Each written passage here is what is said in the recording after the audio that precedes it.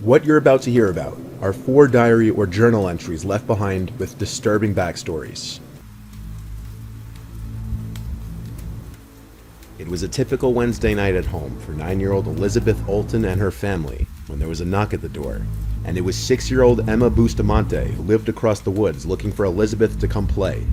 It was October 21st, 2009, and the sun would set at 6:30 p.m.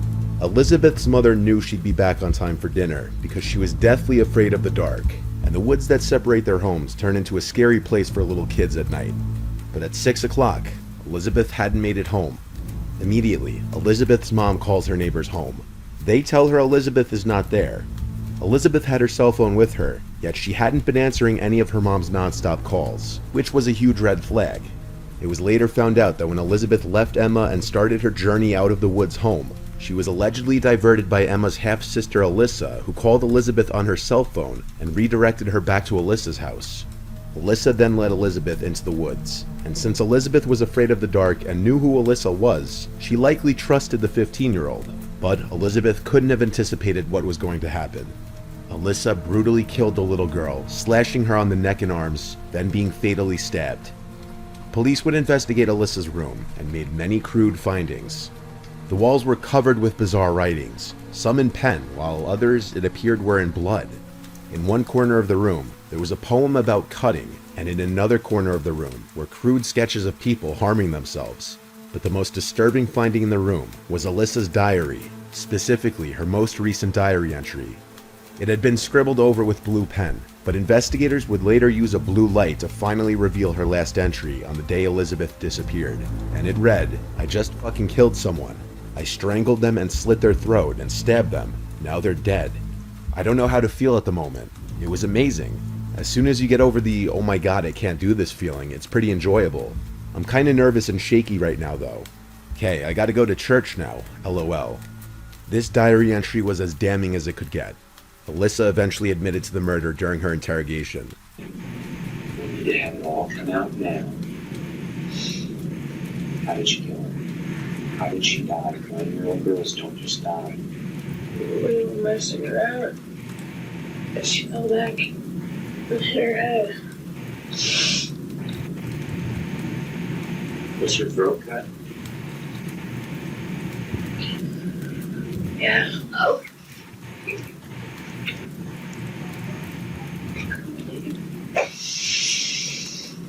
Grandma? Oh my god. The diary entry truly painted the terrifying picture of a ruthless, young murderer that she was. She had been sentenced to life in prison without the possibility of parole. Elizabeth's body was found in a shallow grave, one of 2 that Alyssa admitted to digging a week before the murder, giving rise to the speculation that her twin brothers were the original intended victims. The diary entry was presented as evidence that she should get life in prison regardless of her young age. Believe it or not, there was a possibility that she could only get 10 years in prison, but the diary entry was the icing on the cake that solidified her fate. Both Dylan Klebold and Eric Harris had rather chilling diary entries. Dylan and Eric killed 13 students and 1 teacher, along with injuring another 20. The two's diary entries provided the world with a glimpse into their minds before committing a mass murder. Starting with Dylan, he clearly was suffering from low self-esteem and depression. He really seemed to desperately want friends and to be accepted, but his peers refused to accept him. Dylan was big into writing actually, and he had many diary or journal entries. One of his final entries, though, was a brief outline of his plan on the day of the shooting, even revealing what he planned to wear during it. Walk in, set bombs at 11:09, for 11:17 leave, set car bombs, drive to Clementi Park, gear up, get back by 11:15, park cars, set bombs for 11:18, get out, go to outside hill, wait. This was clearly an outline for the schedule he had for the day of the attack. Eric Harris's motivations were not much different at all from Dylan's. There were rants on old online forums from Eric from as far back as 1996. He would go off online about everything he felt was unfair in this world, about how he had never been accepted and how he just wanted to fit in. He would sprinkle in some dark song lyrics into his rants occasionally. Eric had drawings of the school and plans for their massacre in his diary, and drawings of guns were found all over his diary. The final entry, though, is rather upsetting and truly shows where Eric's motivation came from. I hate you people for leaving me out of so many things. And no, don't effing say, well, that's your fault, because it isn't. You people had my phone number, and I asked and all, but no. No, no, no, don't let the weird-looking Eric kid come along. Eric also removed any possible blame on his family, music, or video games for his actions, and he took sole responsibility for what he was soon going to do. The diaries of both Dylan and Eric show how they felt unwanted and displaced in the world. They also show the negative effects that loneliness, social rejection, and untreated mental illness can lead to. What you're about to hear may sound like a diary entry written by Charles Manson or some other serial killer. It actually appeared in a diary kept by a young girl named Pearl Moen. I stabbed an innocent woman to death earlier today. Technically yesterday, since it's 1 a.m. It was absolutely fantastic. Murder gives me a high unlike any other. It feels like this crisp unreality, flashing and sparkling. Adrenaline and shock, fight or flight mode. How do I even go about describing it? The whole thing was unreal. I'm so proud of myself. I stabbed her like 20 times. Maybe more. I wasn't counting. She screamed and grabbed at me, saying, "What the fuck? Help, leave." For now, I should explain why. Other than the fact that I'm a homicidal psychopath, I have a deep hatred towards people right now. Yesterday I lost my other gold ring I've worn all my life on a chain around my neck, as it was ripped off by a girl I was murdering. Fate is weird. She was mistaken about one thing though. The woman she stabbed did not die. Pearl Moen was 17 years old when she attacked a random nurse and stabbed her 21 times. A complete stranger to her, mind you. Pearl had been hiding behind the bushes in a park where the victim and her date were wrapping up their evening. When the woman's date left to use the bathroom, Pearl attacked, eventually leaving the woman she thought was dead. She then took to her diary to write about how thrilling and fun the experience was for her. While her victim survived the horrific attack, Pearl remained on the run for 3 months before law enforcement finally caught up with her after a neighborhood association handed out flyers with a sketch of Pearl, and eventually Pearl's own mother would call the police and report that she believed her daughter matched the description of the suspect seen in the flyers. When her bedroom was searched and officers found her diary, there was no question that it was she who committed the brutal and vicious attack. Pearl's victim told her in court that she was glad she stabbed her rather than a child, an elderly person, or someone who could not defend themselves. The victim said she was able to save herself because of her medical training. The teenager described herself as a homicidal maniac in her diary, and she definitely proved that to be true. Pearl took a plea deal and is currently serving a 15-year sentence for attempted murder. In 2018, an unnamed woman shared disturbing excerpts from a diary she claimed was kept by her obsessive male colleague for a whole year.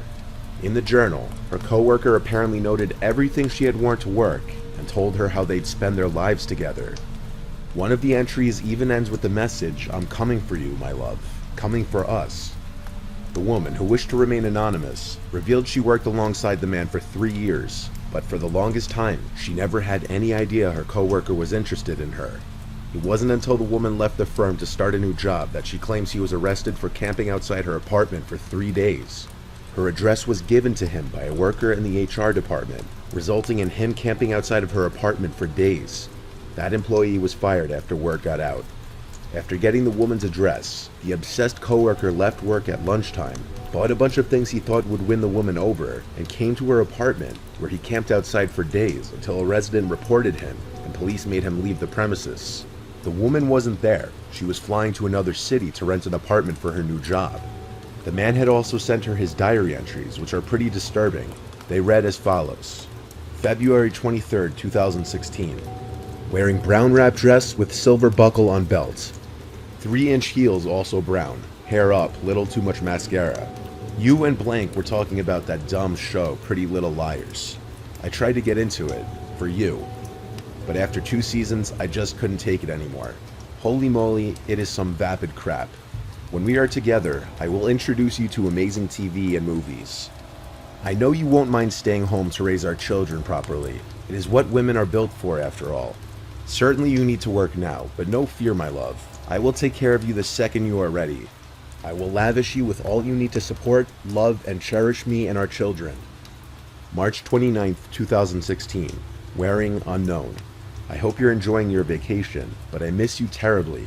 This week will be pure hell, and I'm counting down the minutes until next Monday. Honestly, I thought of going with you. I'm sure if you saw me there in the resort, your heart would have been bursting with love. But maybe not. I'm sorry for doubting you, but on that tiny chance that you weren't super happy to have me there, parentheses, I can't be part of your friend's wedding, right? I couldn't put you through that. Sometimes it seems like you're close to acknowledging our true love. Other times, it frustrates me. I'm sorry, but it does. I don't want to be mad, so I wait. But not forever, silly. Heck, this could be for the best. Seeing holy matrimony could be the push you need. I hope so, because I love you, and you love me. Soon. November 23rd, 2016. Wearing Who the Hell Knows. How can you do this? How? How can you abandon our one true love? How can you abandon our life together? How can you doom our future generations to nothingness? How? I am bereft without you, adrift at sea. I can't be without you. I won't be without you. I will follow you to the ends of the universe. Know that. I will find you and I will help you understand. For us, to complete the truly most important relationship ever. I see I need to take control. I wanted to wait for you, but I see that like other women, you need your man to take charge. No more waiting. I will show you what you have been too blind to see with your own eyes. What has been sitting patiently, listening, watching, documenting you for posterity. After she shared these chilling diary entries with Imager and Reddit, the woman said she was able to finally move on with her life after moving to another city and undergoing counseling. In her Reddit post, she wrote, I received these journals and pen, flowers, candy, and a huge stuffed bear from my former cubicle neighbor at a job I worked at for 3 years. As you'll see, the guy is freaking nuts. Our cubicles were next to each other the whole time I worked at this firm. We were kind of friendly the first 6 months I was there. Then he asked me on a date. I very politely declined. Very firm that I don't date coworkers and whatnot. After that, besides for a friendly hello, he said almost nothing to me. We were on different teams, so it wasn't a big deal to me. But after I turned him down, he started keeping this journal. Referring to the first entry, she added, this entry also takes a turn into the crazy end. Up until now, he called me pet names and talked as if we were currently dating. This is the first time that he really reveals that he's planned the rest of our lives out for us. The last 9 months of the journals get really bad, which are the entries you just heard. According to the woman, the man is currently in jail serving a 2 to 5 year sentence for an attempted kidnapping.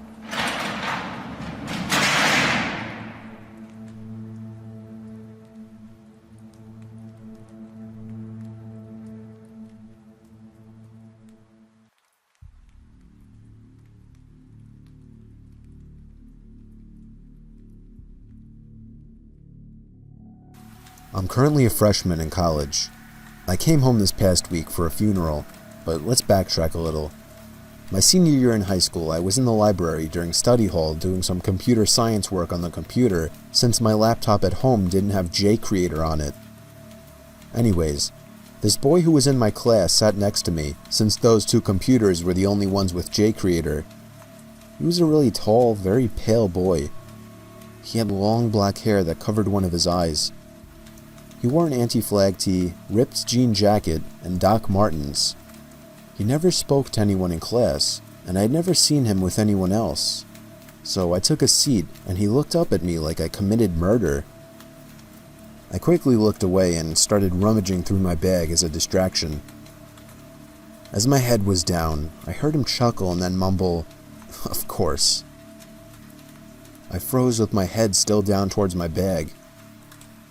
I just dismissed it as him talking to his computer, as code can be quite frustrating. I sat back up and quickly typed in my login details. To break the awkwardness, I said, "She assigns too much homework, I can barely keep up." His eyes stayed locked on the computer screen. "You want the answers, don't you?" I laughed and said, "No thanks, I won't learn anything that way." Usually I would have said yes, but I didn't want to see his evil stare again. It was like he was staring into my soul. He laughed again, in that creepy laugh. So creepy that I had to close my eyes and cringe. I opened them and looked over to see him gone. The strange thing was he left his flash drive. I waited about 10 minutes to see if he would come back, but he didn't. Study hall ended at 1 and it was 12:50. I decided I would take it and give it back to him tomorrow in computer science class. I threw it in a little box above my bed. Gotta admit, it was an awesome flash drive. It was a Swiss Army knife with a flash drive in the middle. Here's the crazy part. After that, he never came to school again.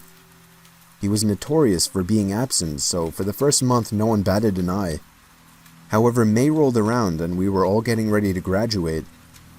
I had completely forgotten about the flash drive until 2 days ago when I came home. I needed one, and I remembered I still had that boy's. I scanned it with my Norton, and it said it was all safe. I was planning to delete all of his stuff so I could put my PowerPoint for business class on it. Naturally, however, I started snooping through his files. The first thing I saw was a folder named Computer Science. I opened it, and all the answers to every assignment was there. I thought, damn, maybe that's why he left it, so I could copy off of him. Maybe because he knew he was never coming back. I went back, and the second folder was music. I kinda had to open that one to see what he listened to. Surprisingly, not what I expected. There were only 3 songs. Running on Empty by Jackson Browne, White Rabbit by Jefferson Airplane, and Helter Skelter by the Beatles. I went back again. There was an untitled folder. Inside it was AP Literature. There were a bunch of essays and various junk. There was one called The Best.Doc. I opened it, and it was merely a 10-page document of notebook pages filled entirely with his first and last name, handwritten. I went back again. This is where it gets weird. He had taken pictures of the emergency escape plan posters on the door in every classroom. There was a picture of a lit cigarette on the bathroom floor, and another picture of some coins on the bathroom floor with a yellow post-it note next to it saying, "Chump change" in all caps. Now this is the weird part. There was a picture of me, taken while I was reading a book in class. From the looks of it, it was my English class that he was not in. There was also a document titled, Rest in Peace 2... but it was empty when I opened it. I still have no idea if this was a joke or not. For all I know, he never showed up again because he realized that he lost his hard drive.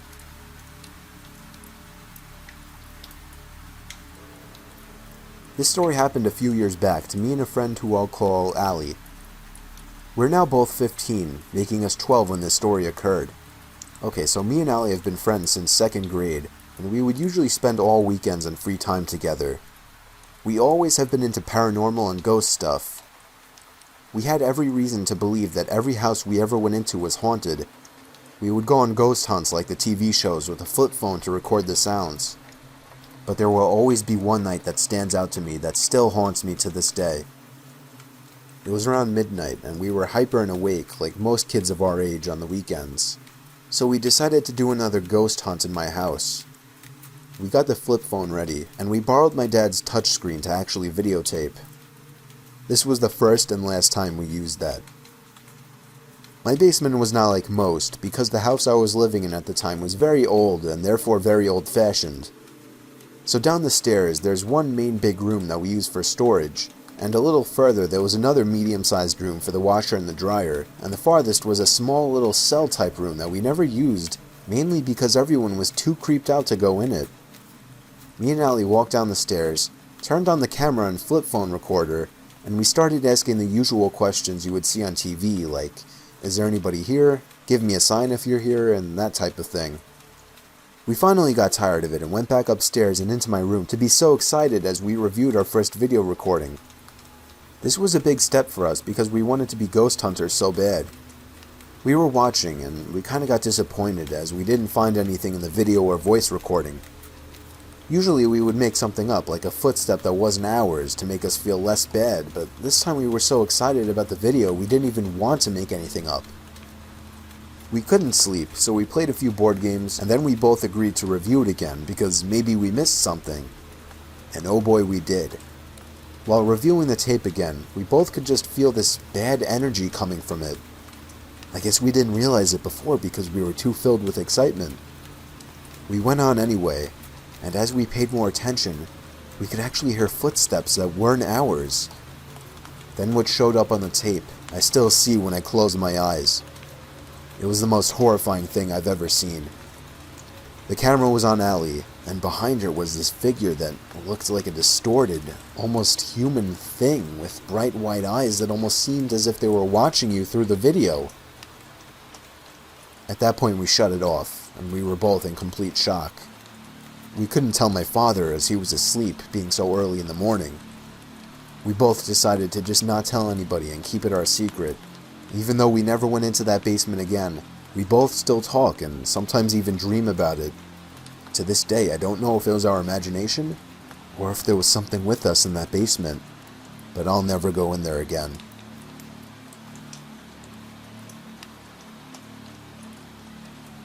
So this all happened during Halloween in 2014. My name is Max, and I'm from a small town in Findlay, Ohio. I used to go to a high school at County School about 10 minutes from where I lived called Van Buren High School. Van Buren was a nice little village with good people for the most part, but the only problem was that there were some evil creeps that could be found there if you knew where to look. The biggest hotspot for them to be found was the Van Buren State Park. Everyone knew that the state park had a little infamy to it, as it was known for some rapes and the like. Now, I've been to the park many times with friends and classmates, and nothing bad ever happened to us, so I never thought much of it. I have a lot of good memories of the place actually, like the many times my friends and I would bike the trails and set off the works bombs in the woods or go fishing in the lake. However, fast forward to my senior year at Van Buren on the day of Halloween. My friend Ian and I saw the darker side of Van Buren State Park. The summer before my senior year, I enlisted in the Army National Guard, so it was important that I worked out and stayed in shape. So that day, I asked my best friend Ian if he wanted to go run the trails in the park with me after school, and he said he would, as he likes to work out when he can as well. It was probably about 4 o'clock in the afternoon when I pulled into one of the parking lots, waiting for Ian to meet me there, when I saw this old silver car with a bald and just disturbing man suspiciously sitting in the lot. Knowing that creeps hang out at the parks, I glanced over to check out what he was doing when I noticed he was staring at me and would not take his eyes off of me. It was a very unsettling stare, one that made him look hungry and me uncomfortable. His eyes were wide open, and I'm pretty sure he had a frown, or maybe a grin. We made eye contact, and he nodded at me as if he were trying to say hello, but would not drop his glare. I nodded back but broke eye contact since I was pretty uncomfortable. However, I noticed out of the corner of my eye that he was still staring. At this point I had enough, and I sped out of there and pulled out of the parking lot. But when I looked in my rearview mirror, I saw he was following me. This made me floor my gas pedal, and I sped to my high school parking lot where I lost him. I called Ian and told him that I was at the high school, and that he might have to deal with this creep alone.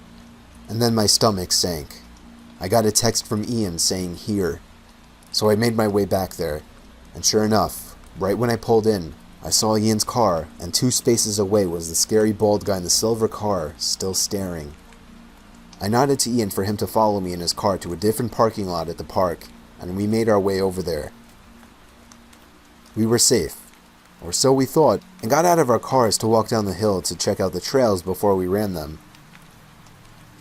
I don't really like to run with items in my pockets, so we began to walk back up the hill when we saw that old silver car circling in the lot looking for us.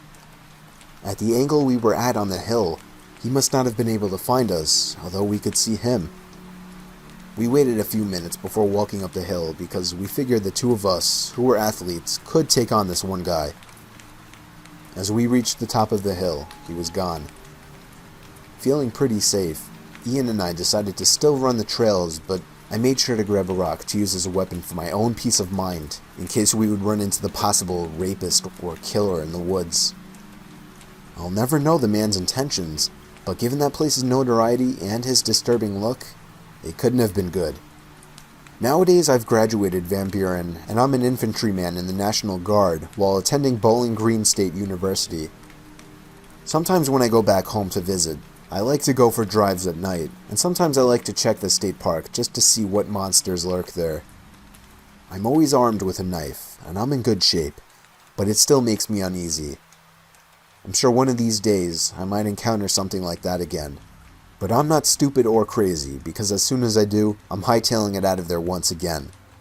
So as for anyone else, make sure that if you go camping or hiking at state parks, that you are somehow armed, no self-defense, and never go alone. In my room next to my bed is a big storage closet. It doesn't have a regular door like you would expect. It's a kind of big square door without a knob that just comes off when you grab it by the edges. So rewind to several years ago when I was 19. I remember the first time it happened. I went to sleep and woke up in the morning to find that the door had been opened and was leaning on the wooden edge of my bed. Now this wasn't the strangest thing ever, as it had happened in the past. After all, there were no hinges or anything holding the door in. I pushed the door back into the wall and got ready for school. The next night, I woke up around 4 in the morning. I could have sworn I had woken up to a noise. I sat up and looked around my room in the dark, and noticed the door was leaning on the edge of my bed again. Now I was concerned that the edges to the hole in the wall were starting to chip away, and the door could no longer fit as tightly as it used to. I left it that way overnight and fixed it in the morning. The following night, I was having trouble sleeping. It had to be at least 2 hours of my rolling around bed trying to fall asleep. That's when I heard a huge thump, and I knew what it was. I could even see it in the dark. The door fell open again. I was so done with this. I mentally decided to just leave it open from now on. That's when I heard the slightest movement of a plastic bag from inside of the closet. My heart literally skipped a beat when I heard this. There was no draft in the room at all. I hesitantly flicked on the light switch and looked into the open closet. My biggest fear came true when I saw someone inside the closet peering at me in my bed. Within maybe half a second of my turning on the lights, he tried to hide as if I didn't see him. I couldn't even move. All I could do was scream the word "Dad." I screamed so loud it took my dad maybe 10 seconds to make it to my room. I pointed at the closet and he looked inside. Only then did I finally feel safe to get up and stand behind him. My dad crawled all the way in there, and he couldn't find anyone though. He came out and assured me I was just seeing things, and I started to question that myself. Still, I couldn't sleep in that room. I slept on the floor in my parents' room with a blanket. Well, I wouldn't say slept, as before that could even happen, I heard my bedroom door open from down the hall outside, and then someone literally ran down the stairs and out the front door, slamming it behind them. My parents heard it, and it was only then they believed me. We tried to chase whoever it was down, but he was gone. We later found out he was hiding in an empty container inside the closet.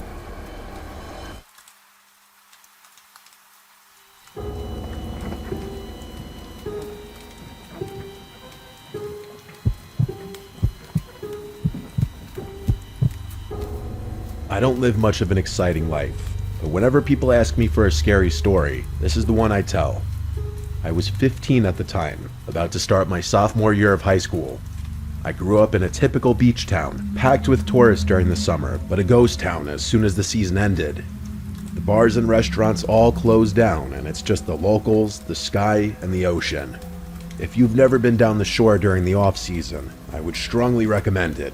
It's one of the strangest, yet most calming feelings you can get from this life.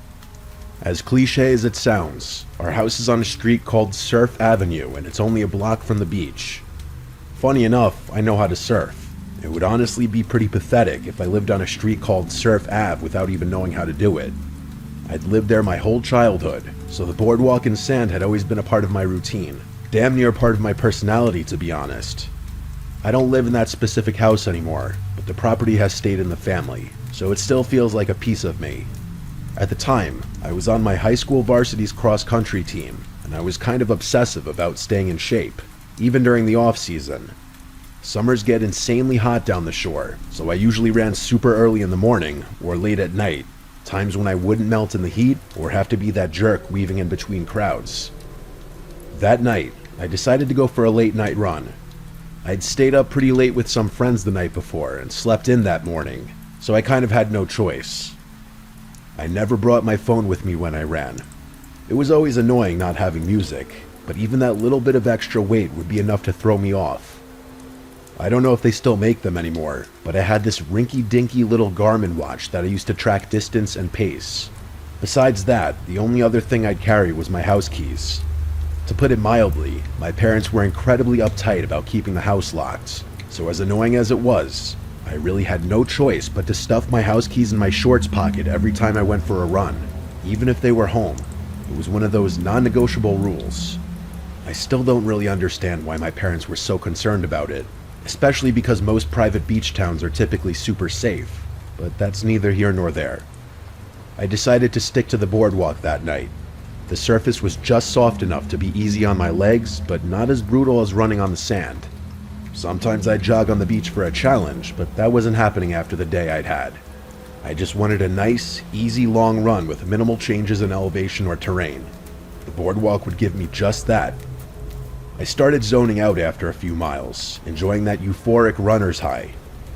I always tell people, even today, if you could break that first mental barrier, which occurs after about 3 miles or so, the rest of the run is easy and borderline enjoyable. Anyway, I was listening to the slap of my shoes against the wood while simultaneously trying to concentrate on the distant sounds of the ocean.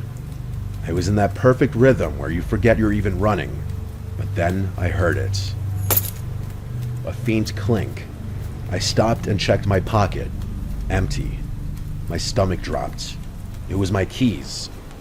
I crouched down, peering through the gaps in the boardwalk, but it was useless.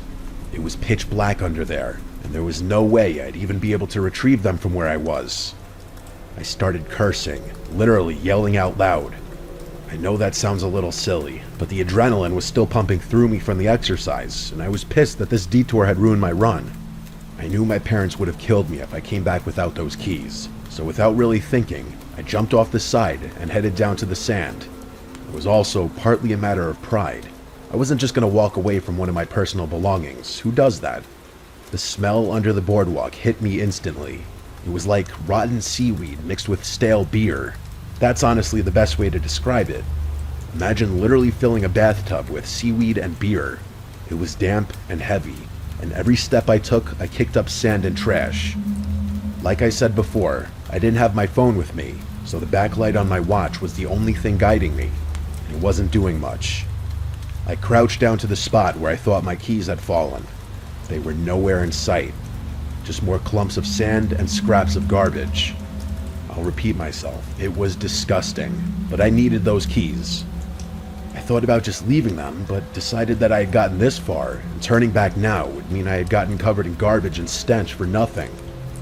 I tried shifting the sand around a bit, thinking maybe they had fallen beneath the surface, but after a few minutes, frustration started to creep in. Had I really misjudged the spot by that much? I concluded that that was the most rational explanation, that I had somehow misjudged where they had fallen. I climbed back up to the boardwalk, stood where I had stopped running, and thought about how I could be sure of the spot underneath. That's when I got this genius idea to use my shoelace as a marker. I knelt down, untied it, and slipped it between the planks, letting it hang. That way, I could crawl back under the boardwalk and spot it from below easily. As I was standing back up, something tugged on the lace, and it instantly disappeared into the crack. Not a breeze, not me moving weirdly, something from below. I couldn't believe my eyes. I was literally in shock. Someone had pulled it. I took a step back and stared at the spot where my shoelace had just been. There was someone underneath the boardwalk. I instantly put 2 and 2 together. Whoever was under there probably had my keys too. My first instinct was to run home and figure it out later, but the thought of someone having my house keys, knowing where I lived, made my blood boil. Our house address was etched into them, so I couldn't just leave some stranger with that kind of access. I still don't know why I did it.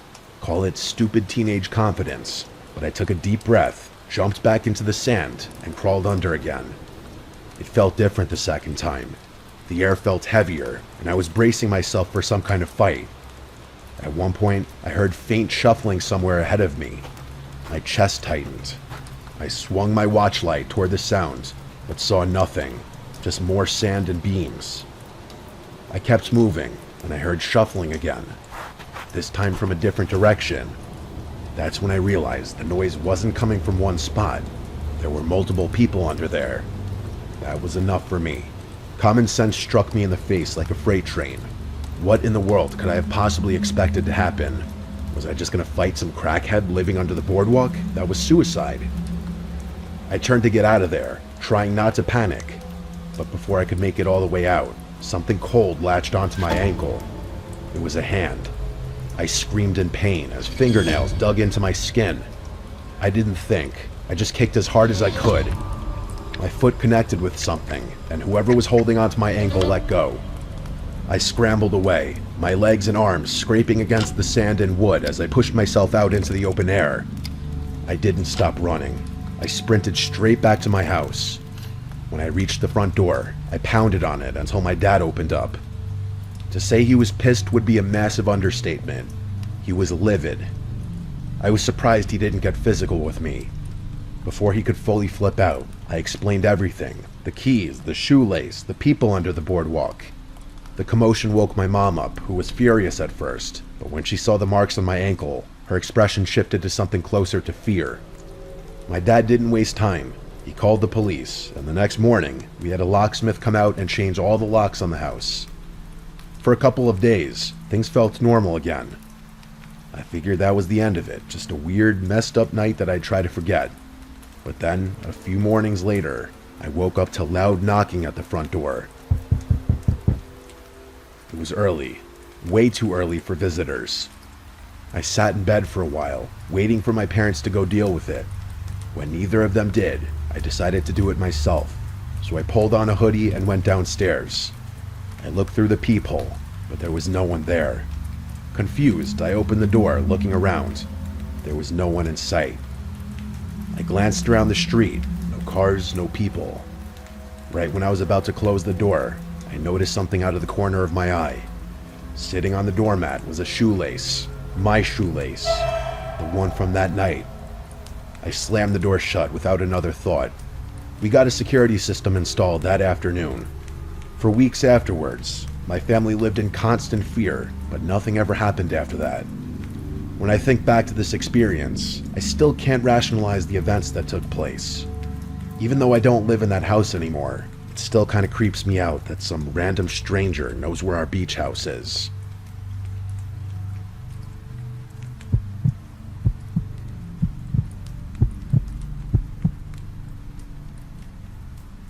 The thing about living in a beach town during the off-season is that it feels deserted. The tourists are long gone, the storefronts are mostly boarded up, and the boardwalk, the heart of the town in the summer, is nothing but an empty skeleton of itself. I like it though. It's peaceful. That's why for the longest time I go for late night runs on the boardwalk in the off-season, when no one was there. It was my detox from life and all the stresses that come with it. Sometimes you just need to be away from people. There was something about the sound of the waves and the rhythmic slap of my sneakers against the wooden planks that calmed me. It made me feel like I had the whole world to myself. Tonight was no different. The air was crisp, carrying that scent of salt and damp wood. The only lights came from the occasional street lamp, buzzing faintly, casting long, lonely shadows. I was maybe a mile in when I got that feeling, the one where you just know you're not alone. I glanced over my shoulder. A man stood in the distance, not walking, not moving, just standing there on the boardwalk, facing me. I swallowed and turned back around, shaking it off. It was probably nothing, maybe just another local taking a walk.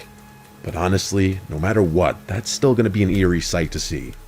I kept running, but a few minutes later, the feeling of being followed or watched came back even stronger.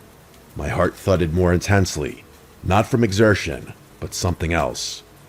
The curiosity to turn around again thickened, so I turned around again. He was closer, still not moving, still just standing there, facing me. A deep, crawling unease settled in my stomach. I picked up the pace, now taking out my one headphone that I had in. My feet pounded against the wood, breath coming quicker, but every few moments, I heard footsteps behind me, in sync with mine. I turned again. He was even closer, but still, he was completely still. I broke into a sprint. The once soothing boardwalk felt like an endless trap, stretching too far in both directions. My car was at the very end, parked right by the beach entrance. I just had to make it there. I ran harder than I ever had before. My lungs burned, my legs screamed, but I refused to stop. Every few seconds, I turned my head just enough to check, and every single time, he was a little closer, still standing and still watching. I didn't understand how he was able to stop so suddenly every time I turned around. I wasn't even looking where I was going anymore, just focused on getting away. The boardwalk exit finally came into view, and I nearly sobbed in relief when I saw my car. I fumbled for my keys, hands shaking so badly I could barely press the unlock button. Finally, the lights flashed, and I yanked the door open, throwing myself inside and slamming it shut. I turned the key in the ignition and backed the car out of the spot. When I put the car in drive to whip the wheel to the left to turn out of there, I looked ahead, and the man was standing directly in front of my car, right where my car had just been. But I looked at him so briefly that I didn't even have time to make out any features. All I saw was that he had his hood up, covering a decent chunk of his face. I cranked the wheel to the left and almost spun out as I whipped my car out of there. The entire way home, I didn't care if I ran a red light, if I swerved, or if I nearly spun out. I just drove. I didn't look back. When I got home, I locked every door, every window, every possible entrance. I didn't sleep that night, and I've had a couple of nightmares referencing that experience, both in which that man appeared in some form, watching me or chasing me. My mind created its own versions of what he looked like, I guess, since I really didn't see his face, and they were not pretty images.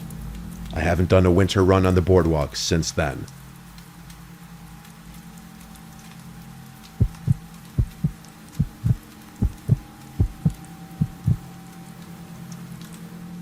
This happened last summer. I was 22, spending a weekend at the shore with a bunch of friends in the cheapest Airbnb we could find. It was the last night of our stay. We'd been out on the beach all night with a bonfire, just hanging out, drinking, and talking. Nothing crazy. By the end, most of my friends were ready to call it, but I wasn't tired yet.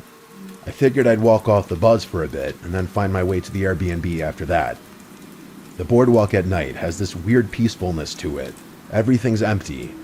I haven't spent much time at the beach, so it was all very new and interesting to me. After wandering around for a while, I realized I really had to pee. I'm not really the type of guy to just do it in public, which is something my friends often make fun of me for, so this was a bit of an issue. I spotted one of those public boardwalk bathrooms, old, beat up, and barely lit. Not ideal, but I didn't feel like holding it until I got back. I pushed the door open and immediately regretted it. The place smelled awful, like a mix of bleach and whatever it was trying to cover up. I figured I'd make it quick, so I went to the farthest stall.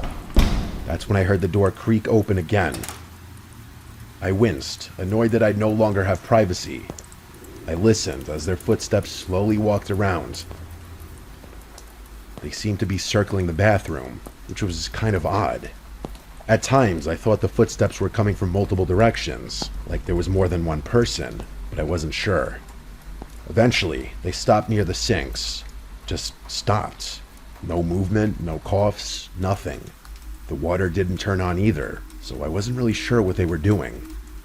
I finished up, ready to get out of there, but when I went to push the stall door open, it didn't budge. I jiggled the latch, but the door was still stuck. I wanted to punch the stall door. That's how angry and uncomfortable I was. But then the footsteps started again. They were closer this time, and I got this really knotty feeling in my chest. It felt like someone was holding the door shut. I tried to shove the door with my shoulder, but still nothing. The adrenaline was starting to kick in, and a part of my brain began connecting the dots. I decided I wasn't just going to sit there like some helpless target. I charged the door with all the force I could muster, and it finally gave way, sending me stumbling out. As I burst out of the stall, I noticed the bathroom door swing shut, like someone had just walked out. I scanned the bathroom, which was now empty. That person who had been walking around in there was seemingly gone. I hastily washed my hands and went to get out of there. I grabbed the door handle, but it wouldn't budge. The handle wouldn't even turn, as if the bathroom had somehow been locked from the outside. I froze. My mind was racing at that point. Was this some kind of prank?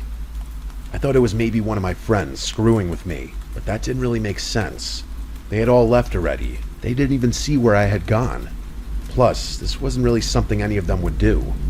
Either way, I was pretty freaked out at that point, so I just gritted my teeth and started banging on the door. I yelled for whoever was out there to open up, but I didn't get a response. Just then, I heard movement in one of the stalls behind me. I whipped my head around, and even though I couldn't see anything, I knew there was a person in one of those stalls. That meant there had been 2 people in there the whole time. I didn't see any feet under any of the doors, so they must have been standing on one of the toilets, which was even more concerning. I thought about calling the police, but I needed to get to safety first. I was in danger. I noticed a grimy window up near the ceiling. It wasn't big, but I didn't have another option. I climbed onto the sink beneath it, which I literally thought was going to break under my weight, and I shoved the window open. As I was halfway out the window, one of the stall doors burst open behind me, and I locked eyes with a man. He was really hairy and the palest skin I've ever seen. He was dressed like a teenager, but this guy had to be like 50 years old. I didn't waste another second. I scrambled the rest of the way through the window and dropped down onto the boardwalk. My knee hit the ground hard, but I didn't care. I just ran. When I got a safe distance away, I called the cops. They showed up pretty quickly. It was a beach town after all, but by the time they checked the bathroom, that guy was long gone. That part of the boardwalk was dead. No cameras, no shops open that late. So it's not like there were any cameras they could check. I showed the officers where everything had gone down, and one of them pointed to the scratches on the bathroom door handle, saying it looked like someone had messed with it. We all agreed whoever it was didn't want me leaving, which was not the most comforting thing. The officers told me I was smart to escape through the window, and that was that. I had to leave the beach the next day, so I never got any kind of update on the situation. I doubt the police even really investigated much anyway.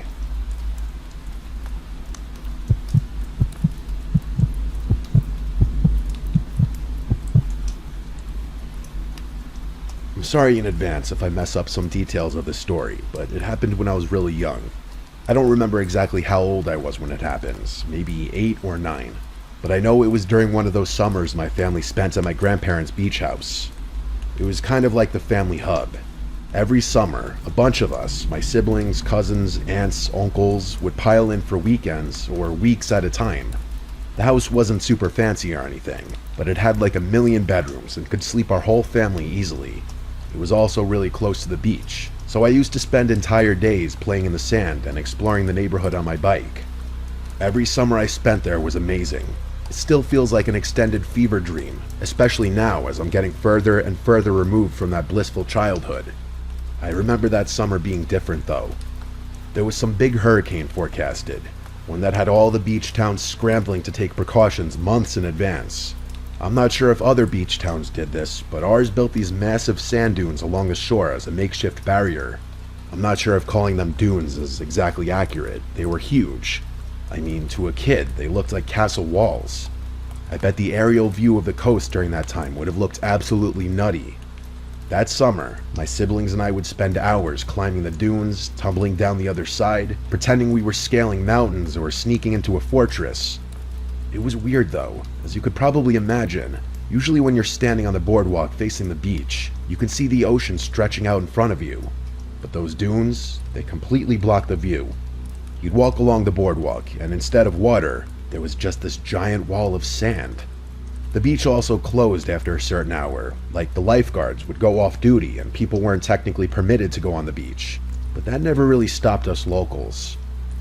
The town was safe, the kind of place where everyone knew everyone, and letting kids roam wasn't considered a big deal, especially after the touristy crowds thinned out. As long as we promised not to go in the ocean, our parents didn't really mind. And to be honest, I was kind of a little troublemaker back then. I liked pushing boundaries, especially when I thought I could get away with it. That's what led me to sneak out that evening. It wasn't dark yet, the sun hadn't even started setting, but I hadn't asked permission to go out. I just wanted some alone time. I think I'd gotten into a fight with one of my brothers, but I don't really remember. The sliding door downstairs where all the kids' bedrooms were made it easy to come and go unnoticed. My older cousins had practically written the playbook on sneaking in and out, usually for way more rebellious reasons than a solo beach walk, but I'd learned from them. Even today, we still laugh about how easy it was to sneak people in and out of the house without alerting the adults. Anyway, as quietly as I could, I stepped outside my bare feet, not even bothering to put shoes on. I made my way toward the boardwalk, expecting to encounter some locals, maybe even some kids my age. Even after beach hours, there were usually people around. Anyone who had or was staying in a house down there, really. I was kind of surprised to see how empty it was. It was a little strange. I'm talking not a single soul outside. It felt deserted in all honesty. I walked along the boardwalk for a little while, half expecting to see someone, but I never did. It was literally like the whole beach was asleep that night or something. I was about to head back when I noticed something alarming. There was a thin trail of smoke rising from beyond one of the dunes. At first, I thought it was just fog, but I took a closer look and confirmed that it was smoke. Like smoke from a fire kind of smoke.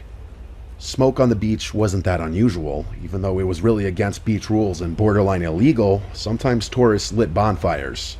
But there was something about how empty everything was that night that made the smoke feel wrong. To my mind, it kind of looked like a volcano, as the smoke sort of just emanated from the sand dune. I looked around for an adult, but there was no one. Just the empty boardwalk stretching out in both directions. I should have gone home, but curiosity got the better of me. Plus, my parents had taught me to never turn my back on someone in need, and this situation kind of felt like that. I climbed the sand dune a little ways away from the smoke. By the time I reached the top, I was covered in sand. I looked down the other side and saw what I expected to see, a bonfire. The weird thing is that it was completely isolated. There was no one around. There were no chairs, no coolers, nothing. Just a fire burning in the middle of an empty beach, as if whoever had set it had abandoned it. It didn't sit right with me. Even at that age, I knew leaving a fire like that was dangerous. I slid down the dune and made my way over to it. I stood there for a second, just staring at it. I didn't know what else to do, so I just started kicking sand onto it. I did that over and over until the flames were finally suffocated. I didn't want to leave it just yet. I was way too curious. I couldn't think of any reason why someone would light a fire just to abandon it, unless they were trying to commit a crime or something. I inspected the fire pit some more and made some eerie discoveries. First, there were clothes. Little kids' clothes, like stuff that I'd wear. Kids' shoes, socks, half-burned fabrics. I bent down, using a stick to poke around. I realized that the fire had mostly been clothes, which gave me a really sick feeling inside. But then I realized what else had been burning. Photos, or at least what was left of them. Most were charred beyond recognition, but one had survived enough for me to make out a face. It was a boy, probably around my age. He honestly looked a little bit like me, like if one of my parents told me he was a distant cousin or something, I'd believe them. The picture made me really scared. I felt myself wanting to run, and I dropped the stick I was holding. I was just a little kid. I obviously hadn't been through anything that scary before, so I was really freaking out. But it got so much worse. I heard a voice shout out, "Hey," from somewhere in the distance. I looked up, and there was a man coming toward me from down the beach. He was bald, but I couldn't see much else of his face from so far away. He was also staggering every few steps, as if he were fighting not to trip over on his own feet. It looked like he was drunk, or something worse. He yelled, "Hey kid," and started moving a little more quickly toward me. I couldn't move. I was frozen to the spot, petrified in fear. He yelled, "Don't you go anywhere," and that was what did it for me. My little brain finally caught up to my body, and I started running towards the sand wall. The sand made running hard, but I felt like I was in a life and death situation. I started climbing the dune, and I could hear him yelling obscene things behind me. He was getting closer. Just as I reached the top, I felt fingernails clawing at my ankle. By some miracle, he was never able to get a grip on me, and I vaulted myself over the dune, tumbling down to the bottom. I sprinted for the boardwalk and ran all the way home. I looked back a few times to make sure he wasn't following me, which he wasn't, but I kept running like my life depended on it. When I got home, I immediately went to my bedroom and started crying. I wanted to tell my parents, I really did, but all I could think about was how I'd snuck out and how much trouble I'd be in, so I kept my mouth shut. Looking back, I know I should have said something. I should have told my parents at least, but I didn't, and nothing ever came of it. As far as I know, there were no news reports, no police at the beach the next day, no reports of missing children in the area, or anything like that. I still don't know what to make of this. Even though it happened a long time ago, I can't help but feel like there's more to the story. I think what terrifies me the most is how eerily similar that kid in those photos looked to me. Sometimes I wish I could go back in time and tell my younger self to just fess up, but that's just something I'll have to live with.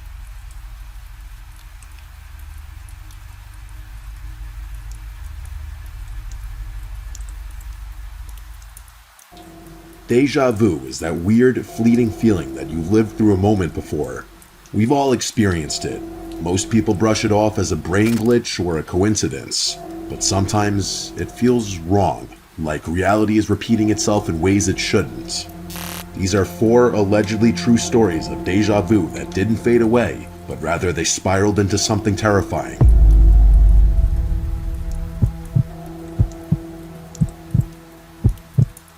I don't usually talk about this with people because of how insane it sounds, but something happened to me back in 2017 that made me question not just my sanity, but the structure of reality itself. I was living in a pretty dingy apartment complex in central New Jersey, a 3-story brick building that probably hadn't been renovated since the late 80s. The kind of place where the hallway lights buzzed faintly and every door had chipped paint and mismatched locks. I lived there with my roommate Nick, who worked security night shifts for a warehouse just outside of town. Most nights I had the place to myself. It was a Thursday night in early February when I came home a little later than usual. I remember walking up the stairs and getting hit with a smell I hadn't smelled in years. Burned rubber mixed with some kind of citrus cleaner. That smell triggered something in me. This strange and sudden memory that felt like it belonged to someone else. As I walked down the hallway, the feeling of deja vu hit me like a sledgehammer. Not just a flash of familiarity, but an overwhelming sensation that I had lived this exact moment before, in precise, granular detail. I stopped about 5 feet from my door and froze. I knew what was going to happen next. The light above me would flicker twice. A woman from downstairs would yell something muffled and then laugh. Then, at the far end of the hallway, something heavy would fall. A dull, metallic thud. And it happened in that exact order, exactly as I knew it would. I remember standing there, not even scared yet, just confused. I thought maybe I had dreamed it, but then it happened again the next night. This time I was watching TV, eating leftover Chinese food, and suddenly I knew the scene that was going to play before it happened. The lines of dialogue, the background noise, even the timing of a phone buzz from my nightstand. Over the next 5 days, these moments became more frequent. I began writing them down, testing myself, and every time I was correct. I knew things I couldn't have known, like the exact time Nick would text me, or the moment a neighbor's dog would start barking. But they weren't memories. They were reminders of something I hadn't lived yet. That's when the dream started. I dreamed I was lying in bed and the door opened. Nick walked in pale and dripping sweat and said, "There's someone in the building." His voice sounded wrong, like too flat, like it was being played from a recording. I asked who, and he just stared at me. That dream played every night, but the final night, it wasn't a dream. At 3:12 a.m., my door opened, and Nick was standing there, saying the exact same words. I followed him into the hallway with a bat in hand. He pointed toward the stairwell. There was no one, but something felt off. The shadows didn't move the way they should. We called the police. Nothing. I told Nick about the dreams, and he just stared at me and said, "I've been having them too." Neither of us said anything else. The deja vu ended that night, but ever since then, I sometimes catch the flicker of something. A memory, a sense, a noise, and I wonder if I'm about to remember something before it happens again. Because if that door opens again and I hear those words, I don't know if I'll be able to follow this time. I've started to question if what we think of as a memory is really just our brain accessing timelines stacked atop one another, like layers of old wallpaper, each layer faintly bleeding into the next. Sometimes I think the hallway itself is some kind of weak point, a seam between two versions of reality. I moved out 6 months after that night, and I've driven past that building more than once, and each time, I swear, I feel a tug, like my body wants to stop and go in. Part of me still believes there's something waiting at the end of that hallway. Not a person or a ghost, just a decision I haven't made in this version of my life. and every time I think about it, I feel like I'm closer to making it.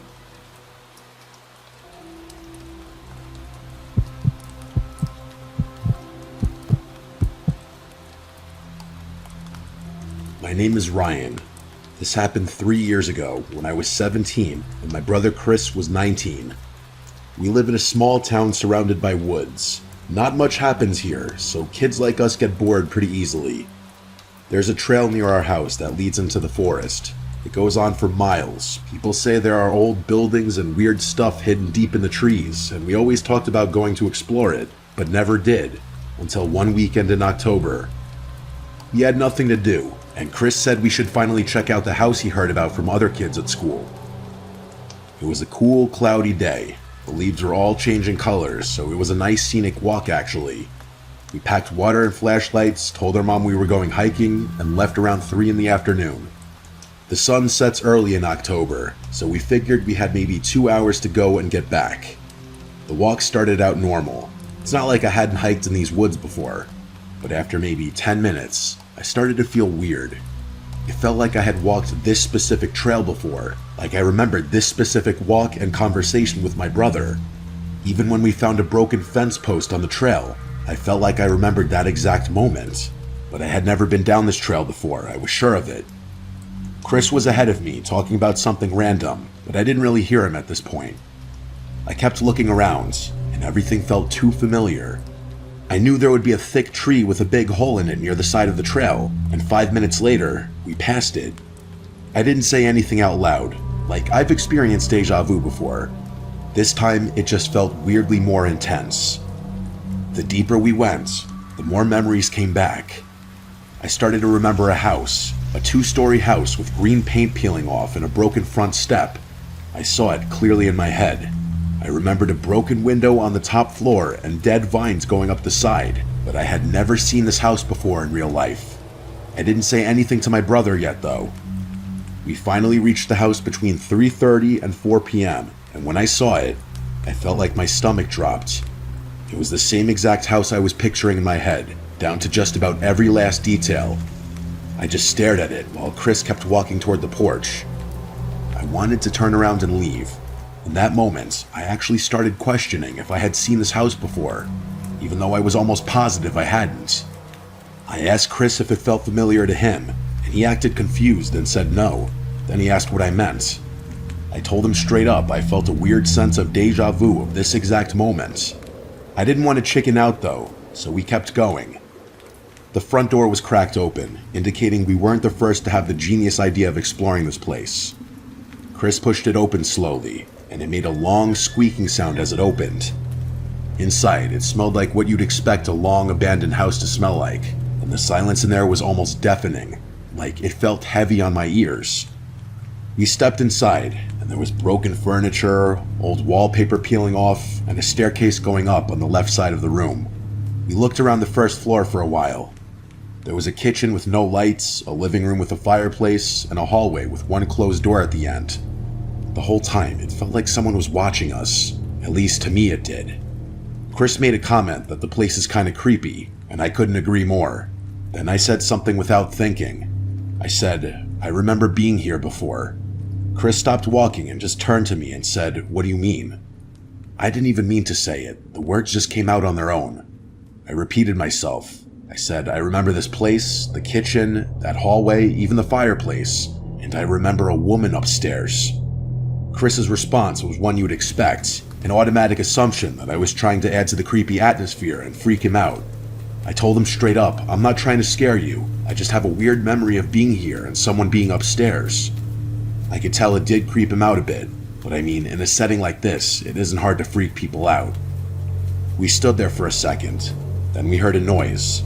A soft creak, like a floorboard being stepped on. It came from upstairs. Chris looked at me, and I looked at him. We didn't say anything for a few seconds. He dared me to go upstairs and check it out. I said absolutely not, and advised we get out of there. He somehow convinced me to play rock, paper, scissors to see who would go up there and check out the upstairs. I lost, but I still refused to go up there. Chris still would rather go up there than to leave the house right then. As he walked up the stairs, each step creaked. I followed behind, but I stayed at the top of the stairs while he walked toward the room where the noise had seemingly come from. It was the last room on the right. The door was slightly open. He reached out and pushed it open more. I couldn't see what was inside from where I was standing, but Chris saw something in there. He froze, and then out of nowhere, he screamed and almost shoved me down the stairs. He yelled, "Run," and we flew down the stairs and out the front door. We didn't stop running, not even when we reached the trail again. We kept going until we were completely out of breath. When we finally stopped, we were bent over, trying to breathe. My heart was beating so bad I could barely hear. "What did you see?" I asked. Chris looked at me and said, "There was a woman in there, staring out the window like a statue." When I asked him what she looked like, he said all he really noticed was her hair, which was shoulder length and grayish blonde. He kept asking me how the hell I knew there would be a woman up there. I accused him of lying to prank me, that he probably thought I was trying to scare him, so he flipped the script on me, but he never caved. He never told me he was kidding. He insisted for days, weeks, months, even years later today, that he wasn't kidding, and he saw that woman in there. Part of me knows there's a possibility he did flip what he thought was a prank back on me, but deep down, I believe him. We both heard that sound from upstairs. It came from someone or something alive. My deja vu or premonitions or whatever you want to call it were also way too specific to be coincidental. I'm glad I wasn't the only one to look into that room. This experience changed my definition of the term deja vu.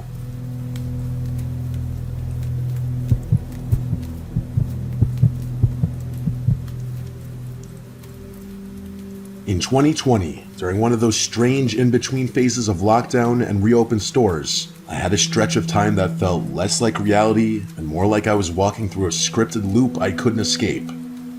I was driving home late from my girlfriend's house, maybe 1:30 in the morning. It had just snowed, not heavy, but enough to turn the roads slick. I live in a small town outside Scranton, Pennsylvania, and there's this one intersection near my place that's infamous for accidents. It has 4 stop signs but no lights, and on snowy nights you have to basically guess if the other driver will obey them. As I approached the intersection, I felt something heavy settle in my chest.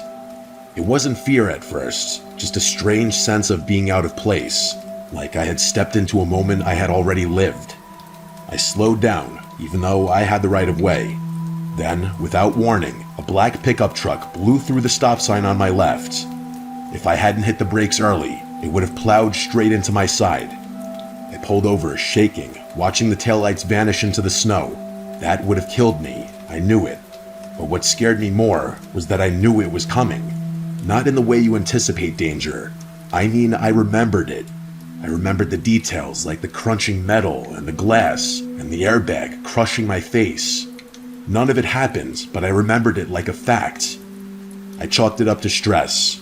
The pandemic, the isolation, whatever. But then, a few nights later, I had another episode. I was at a red light, and I remembered the song that would come on the radio before it did. I remembered the woman walking her dog across the street, even though I couldn't see her yet. I started to feel like I wasn't living in the present anymore, just reenacting it. Then the dreams began. Same road, same crash. Each night more vivid. In one dream, I got out of the car and saw my own body slumped in the driver's seat with my eyes glassy and a long gash across my temple. I could hear myself trying to breathe. On the 5th night, I woke up in a sweat and told myself I wouldn't take that route again. I drove 10 minutes out of the way and took the highway instead. Later that day, I got a message from a friend. There had been a fatal crash at that same intersection. Same time I usually drove through it. Same make and color of my car. A different person, but the same ending. Ever since then, I've wondered, was I remembering my own death in another timeline? Was some part of me rerouted at the last second? Or was I just another version that got lucky, while another me didn't? I haven't had deja vu like that since, but sometimes when I drive at night and the road looks too familiar, I get chills, because maybe some part of me remembers something I'm not supposed to. I later looked into near-death experiences and found people reporting the same kind of thing, memories of things that hadn't happened yet, only they always involved a close brush with death. Maybe deja vu is just a side effect of slipping through the cracks. Maybe time isn't a line at all, but a constantly reloading loop, and occasionally something inside us remembers what happened before the reset. If that's true, then every time we avoid disaster, it might not be because of luck. It might be because we've already lived through it, and some part of us is trying desperately to keep it from happening again.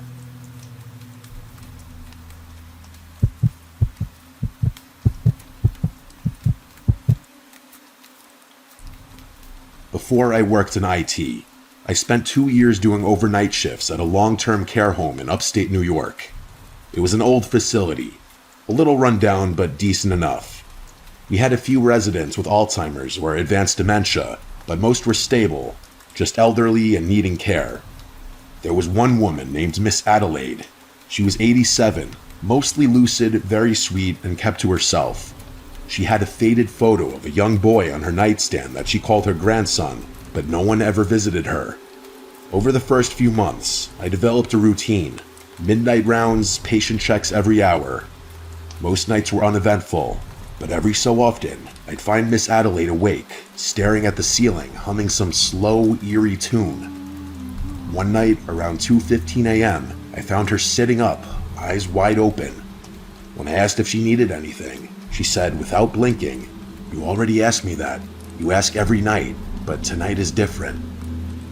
I felt this strange feeling in my gut, like she was reading a script for my future. I laughed nervously and offered her water.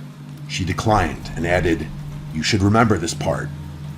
I told my supervisor, who brushed it off as confusion or dream state talk. But the next night, I got the same response from her, word for word. On the third night, she was gone, passed in her sleep around 1:50 a.m. When I went to her room for rounds, the bed was freshly made and her belongings were already boxed. I couldn't stop thinking about what she said. I did some digging through old records and archived notes. It turns out, another night staff member had reported similar things in her file from years ago, always at night around 2 a.m. She repeated phrases and predicted exact actions, and even once said the name of a new nurse before they introduced themselves. One entry from 2013 had her saying, "I remember this version. You take your break at 3:07, you always do." And according to the note, the nurse had just looked at their watch. It was 3:07. I don't know what was happening with Miss Adelaide. I don't really believe in the paranormal, but it seemed to me that she was in some kind of loop or glitch.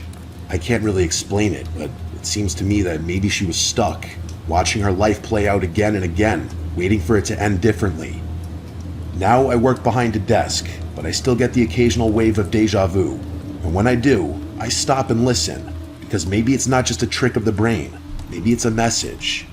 Maybe it's Miss Adelaide or someone like her, reaching out across timelines, trying to remind us we've been here before, and it didn't end well. I've since met people who worked at that same care home, both years apart, and without me saying anything, they mentioned that they used to have weird dreams at night while working there. One even said a patient warned her she'd be fired soon, and then she was let go a week later due to downsizing. She didn't remember the patient's name. I just nodded and said how interesting that was. I think about Miss Adelaide often. Sometimes when I'm falling asleep, I hear that same eerie humming from my dreams. I can't help but still think about Miss Adelaide all the time.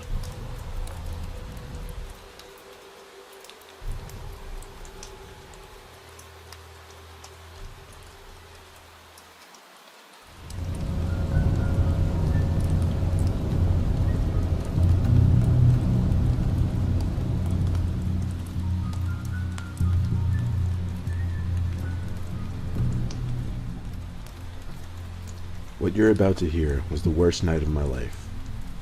I went out to a downtown club with my boyfriend and his friends on a Saturday night. My boyfriend and I hadn't been getting along for a while, and at some point in the club we had an argument. I didn't want to be there anymore, so I went outside and called an Uber to pick me up. It was raining that night, so I waited under the awning of a building nearby to the club. A white car pulled up in front of me and stopped. I walked over, and the woman driving rolled down the window. She said, "Uber?" And I said, "Yeah," and then her name. She said yes. So I got in the back seat. I asked, "How are you?" And I'm pretty sure she didn't answer. When I didn't hear a response to my question, I shot a glance up from my phone for a second. The woman had both hands firmly planted on the steering wheel, She was driving in a very stiff, upright position. She also had very curly hair and a somewhat darker skin complexion. She was driving down the street I usually took to get home, only she was going the opposite way. I didn't want to speak up and correct her just yet, because maybe she was taking a different route. The further we went away from my house, though, the more concerned and frustrated I got. Finally, I spoke up and told her she was going the wrong way. She said in a horrible, thick accent something about how she was going to the highway instead. I knew for a fact the highway wasn't the quicker route, though. Then my phone vibrated, and I looked down to see the notification from Uber. It said on my screen, "Meet Uber driver now." I opened up the app, and it said my Uber had just arrived at the point I was originally standing at, and that the car I was supposed to get in was a black Nissan. At this point, I started saying in a louder voice to the driver that she wasn't my Uber. I asked her to pull over and let me out. And when she didn't seem to acknowledge me, I started to actually yell and push at her seat. Even though the car was moving, I even tried opening the door, but the child lock was apparently on. After a little more yelling, she finally looked at me through the mirror, then pulled off to the side.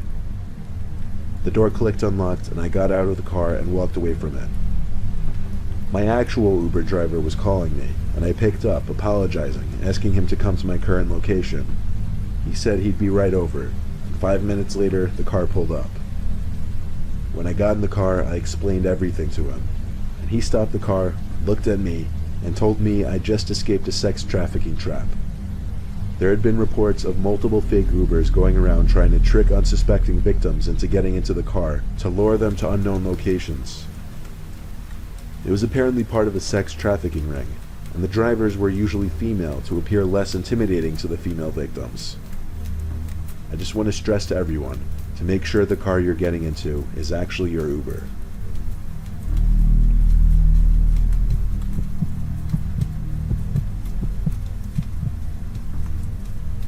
One night when I was decently drunk after leaving a bar, I started messaging people on Tinder. Some girl named Alicia had messaged me, so I messaged her back. She answered almost immediately, asking what I was doing that night.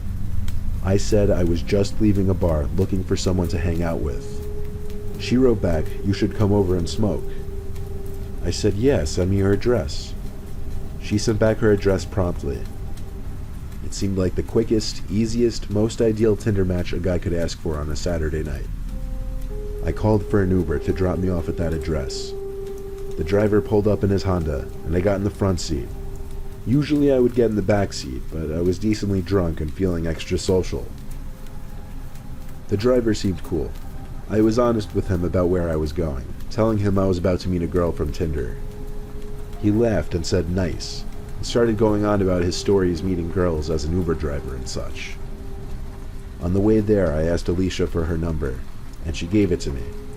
I started texting her, and she gave normal answers. When we got to the house, the driver said the house seemed familiar to him. Had to admit it did look a little sketchy since there were no cars in the driveway and the lights were off. He told me to be careful. I thanked him and said goodbye, and he drove away down the block and stopped near the end, I'm guessing setting up his next ride. I walked up to the house and tried to ring the bell, but I didn't hear a bell from the inside. So I knocked on the door. Then I tried calling Alicia. It went to voicemail after one ring, but she texted me right after saying it's open, come inside. Then there was a knock at the window, which almost gave me a heart attack. I looked at the window, and even though there were no lights on inside, I saw the blind was slightly lifted, and someone was waving their hand on the other side of the window. Before I tried the door, a number not saved on my phone started calling me. I assumed it was Alicia, so I picked up. But instead of hearing the voice of a girl, I heard the familiar voice of my Uber driver. He ordered me in a very concerned voice to walk away from the house right now. I then saw the Uber driver's car pull back up in front of the house. He told me to get back in the car. I hung up the phone and listened to him. As soon as I got in the car, he drove away from the house and told me that the house was vacant. In just the previous month, someone had been lured into that house, robbed, and murdered. It was a story that likely could have been similar to my own had I stepped into that house. It was a lot for me to take in, but I thanked that Uber driver the best I could, and even took his number because he was so cool and I couldn't appreciate him enough. The next morning when I was sober, this was even more disturbing to think about.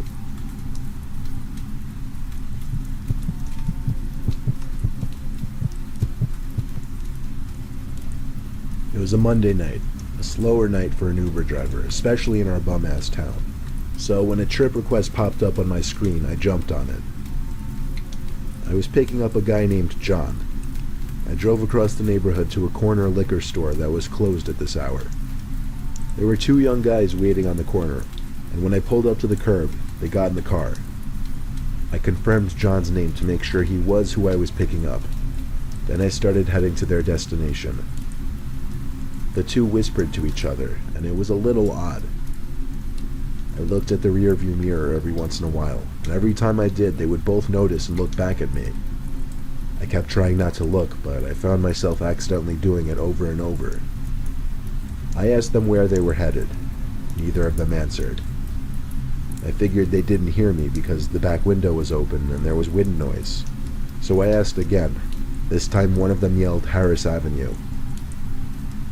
It didn't answer the main point of my question, which was to be polite and make small talk, but it did let me know these two were not exactly people I wanted in my car. I felt my big toe press a bit harder on the gas instinctively, just knowing I wanted to get there sooner. We got to the street, but the apparent address they wanted me to pull up to was some run-down storefront with a group of guys in front. I slowed down and asked if this was it. I turned around to face them, and saw they were both wearing masks now, similar to the masks from the movie The Purge. I felt something press up against the back of my shoulder. I assumed it was a gun. They told me pull up to where the guys were outside. I did so, and three big guys also wearing masks came up to my window, demanding my wallet. I gave it to them without hesitation, and the two guys in the back seat got out. The five masked men all together walked away from my car, one of them kicking at my door while passing. I drove away and reported it to Uber, who said they'd get in contact with the authorities. It turned out the info used on that John person's account was all fake, and he was using a stolen credit card. I lost $250, my IDs, and countless cards in my wallet, but I'm just happy I escaped with my life.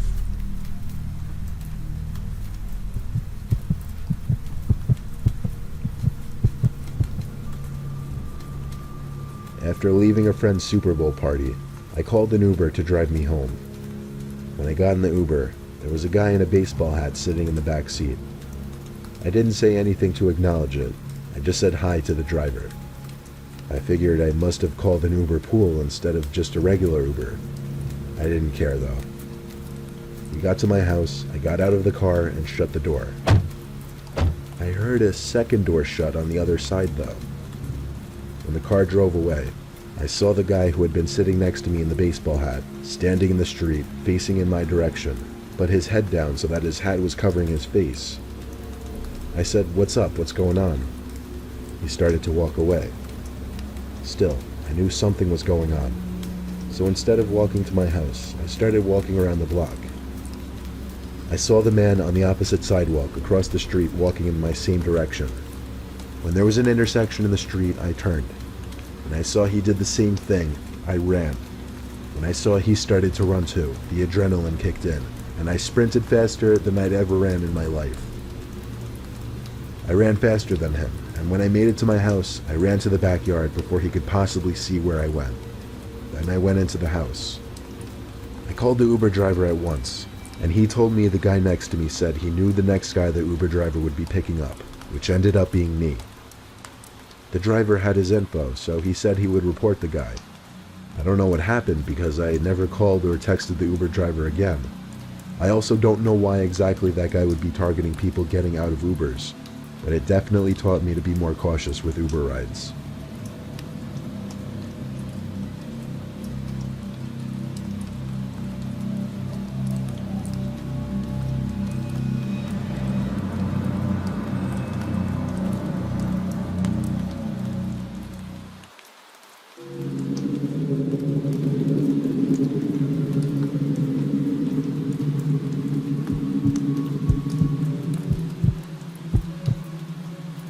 Spring break 2016. 3 friends and I were a little too late to book a worthwhile spring break trip like in Cancun or Miami or something like that, so we did what we thought was the next best thing. We Airbnb'd a beach house in Georgia for a good price last minute. The landlord left the key hidden in a plant on the front stoop. As soon as I unlocked the door and we stepped into the home, we could all agree there was a funky smell in the house. It wasn't necessarily a bad smell, it was just weird. The house was big though. It had a big first floor and huge second floor with 4 bedrooms. We all had claim to our own room. We got there early in the day, so the sun was still out and strong. The 3 others, who I guess I'll introduce now, Todd, Nate, and Michael, were outside hanging on the beach. I went inside to look for a volleyball because the landlord said there were a bunch of sports equipment in one of the upstairs closets. There was only one closet upstairs though, so I checked it, and inside of it were things like badminton rackets, baseball gloves, frisbees, and a volleyball, exactly where the woman had described. When I shut the closet door, however, I realized the door to my bedroom was open. I had 100% closed it not even 15 minutes before. I went outside to ask my friends which of them went in my room. I didn't make a big deal about it, but I had to ask because I found that to be a little annoying. They all claimed they didn't go in my room, so I moved past it. I wasn't gonna let it bother me too much. When the sun went down, we all got dressed to go to nearby clubs, which were supposed to be crowded due to spring break. I split off a bunch of times to get drinks from the bartender that I found cute, thinking somehow I'd have a chance with her. Of course, I was just acting like a drunk idiot. I guess I'd been mixing my drinks a little too much because at some point I started feeling really sick. The house was walking distance from the club I was in, so I decided I'd walk to the house and see the rest of them tomorrow. When I got back to the front door, I put the key in the mailbox as I told my friends I'd do if I left early. I made sure to lock the door behind me, and if any of my friends would come back, I'd assume they'd remember what I said. I went straight to the bathroom upstairs, where I sat by the toilet waiting to puke. My head was spinning, but I just couldn't sum up the urge to finally puke. As I was sitting on the bathroom floor, I heard something outside, like something being dropped on the floor in one of the nearby bedrooms. I stood up and peeked outside. I stepped into the center hallway and noticed that the door to the room that Todd had claimed was cracked open. There was a small nightlight on in there, and as I walked closer to the door, I noticed someone sitting on the bed. They were just sitting on the edge of the bed facing a wall. Was it Todd? I honestly couldn't tell at that point. It was only peeking through a tiny crack in the door. It really didn't look like Todd though. And how would he have gotten in before me without the key? In a split second, my heart started racing twice as fast as I was looking at someone who I started to believe wasn't Todd. I started backing away slowly, and of course, there was the slightest crack in the wood floor. The person sitting on the bed clicked their head to the left to face the door, and even through that tiny crack, I felt as if he was looking at me. It wasn't Todd. It was some random man who looked to be about 40. I ran to the bathroom and locked the door, not trying to be quiet anymore. I tried calling my friend Todd, and as it was ringing, I saw the doorknob to the bathroom door pressed down slightly. The man on the other end was trying to open the door, but of course I locked it. I heard footsteps walking away until they faded away completely. Todd didn't pick up the phone, so I called the landlord. She didn't pick up either, so I finally called 911. I asked them to send a police officer because there was someone who wasn't supposed to be in the house. A police car came to the house within a few minutes, and I ran to the front door to answer it, asking the officer to look around the house with me. It wasn't a huge house overall. The first floor was a quick search, under the couches, in the closets, in the cabinets. Then we went upstairs, checking all the bedrooms, under the beds, and those closets. It seemed clear. He made me fill out some report form and he was on his way. I still locked myself in the bathroom until my friends rang the bell. With all of them back, I finally felt safe. And when I told them what happened, they were all in shock. The next day, I called the landlord and told her.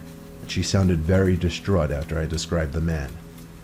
She sounded confident that her crazy ex-boyfriend had somehow broken into the house and was expecting to find her there.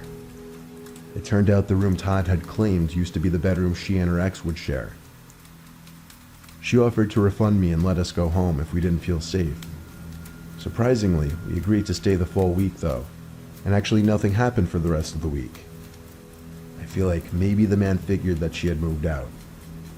I do wonder how things would have played out if she was home.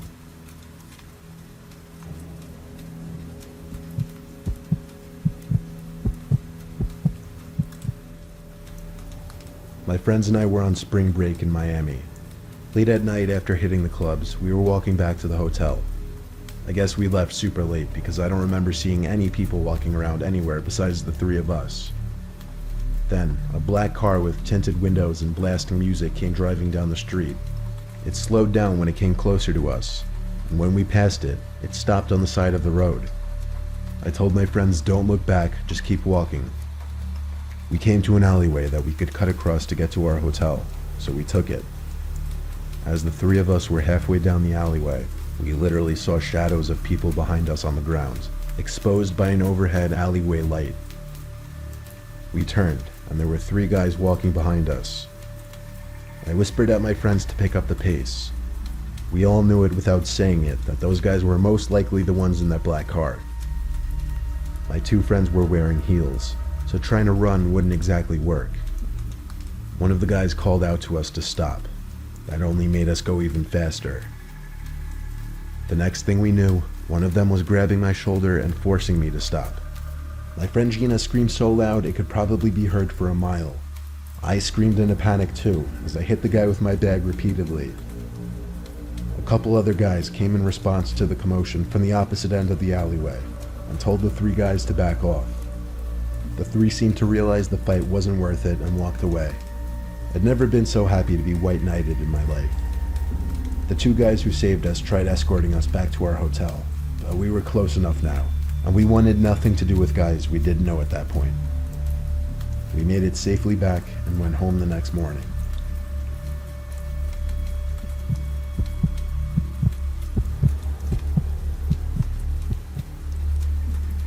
For spring break, I went somewhere most college students don't go for that oh-so-coveted week of the year. I went snowboarding in Colorado. My friend Kevin has a house there, so I took a flight with him and we took an Uber to his house. It was a lot of uphill driving through the snowy mountains of Colorado that I honestly can't even name. Kevin's family is loaded, so they have houses in multiple states. We pulled up to a huge property. Snow was covering everything, so I couldn't see anything but his house really. We didn't plan on snowboarding that day, as the sun was already going down and we had 2 long days ahead of us anyway. Kevin had to unlock everything in the house. It had been a month since he had come last. Kevin made a couple frozen pizzas that were left in the freezer, and we ate those for dinner. The rest of the night, we just drank and played video games. The house had a beautiful main floor that sat with the ground level outside. Kevin didn't keep any of the blinds shut because he said the closest neighbor was about half a mile away. It was definitely a pretty private property. That's why when we both heard a thump at the window, it was that much more bone-chilling. Both our heads jolted to the window like an animal that just heard a predator approaching. We paused the game and walked over to the window that thump just came from. Of course, we couldn't see anything outside because it was pitch black and snowing outside. But we did, however, see a distinct handprint on the glass that came from the other side. Needless to say, we were both spooked. Kevin wanted to go out there with a couple batons that his dad kept under his bed upstairs. I told him that's a stupid idea, but he seemed more angry than anything at this point that someone would trespass on his property and invade our privacy like that, so he convinced me to go with him. We threw back on our coats and boots, and into the snow we went. I followed him since he was holding the lantern. Yes, he had a lantern instead of a flashlight. We went to the side of his house. I found myself almost slipping and falling, walking the slight uphill several times. He turned on a light on the side of his house, which lit up the area by the window where we heard the thump. If our suspicion of being watched wasn't already confirmed, then it was when we saw the 2-way footsteps in the snow leading to and from the window. We started to follow them. They led into a small patch of woods, and we continued to follow. At this point, I asked Kevin if we should just forget about it. He didn't even answer me, so I knew to shut up. The footsteps left the small patch of woods and entered a clearing. Kevin stopped me and muttered, "What the fuck is that?" In the very near distance, there appeared to be these identical objects spaced out evenly. There were 4 of them. They stood tall like a person. Kevin took a few more steps forward, leaned his upper body in to take a closer look, I guess, then turned to me and said, "Let's get the fuck out of here." I hurried back with him, asking what he thinks those things were. He said, "I don't know, but they look like human silhouettes strung up on some kind of sticks." The words that came out of his mouth shook me. I never felt more relieved than when we got back to his house. This time he shut every blind in the house and double-checked all the doors. The next morning, first thing we did was walk back over to that clearing. We walked around it for about 10 minutes, searching. We didn't find any bodies or anything like that, but we did find 4 big wooden poles almost identical in size. We had zero explanation for this whole scenario. It was bizarre and it was downright disturbing. We had to debate whether to even go snowboarding that day, and we did. But I can't say I wasn't thinking about what we saw the night before the entire day.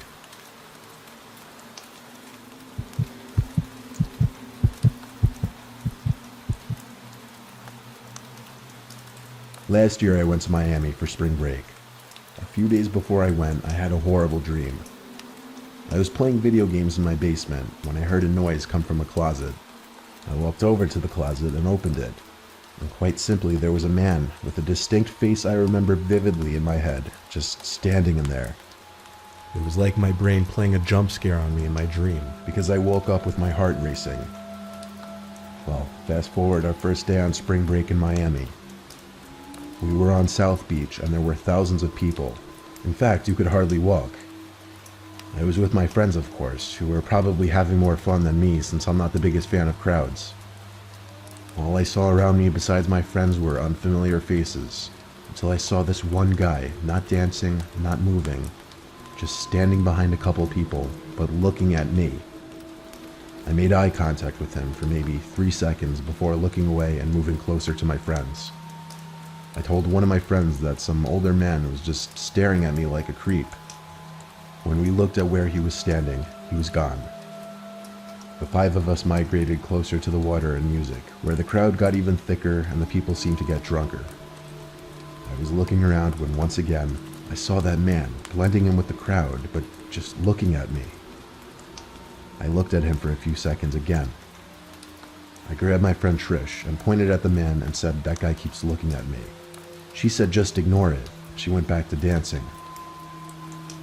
I started getting this sickly feeling in my stomach about it, so I ran through the crowd and looked back every few seconds.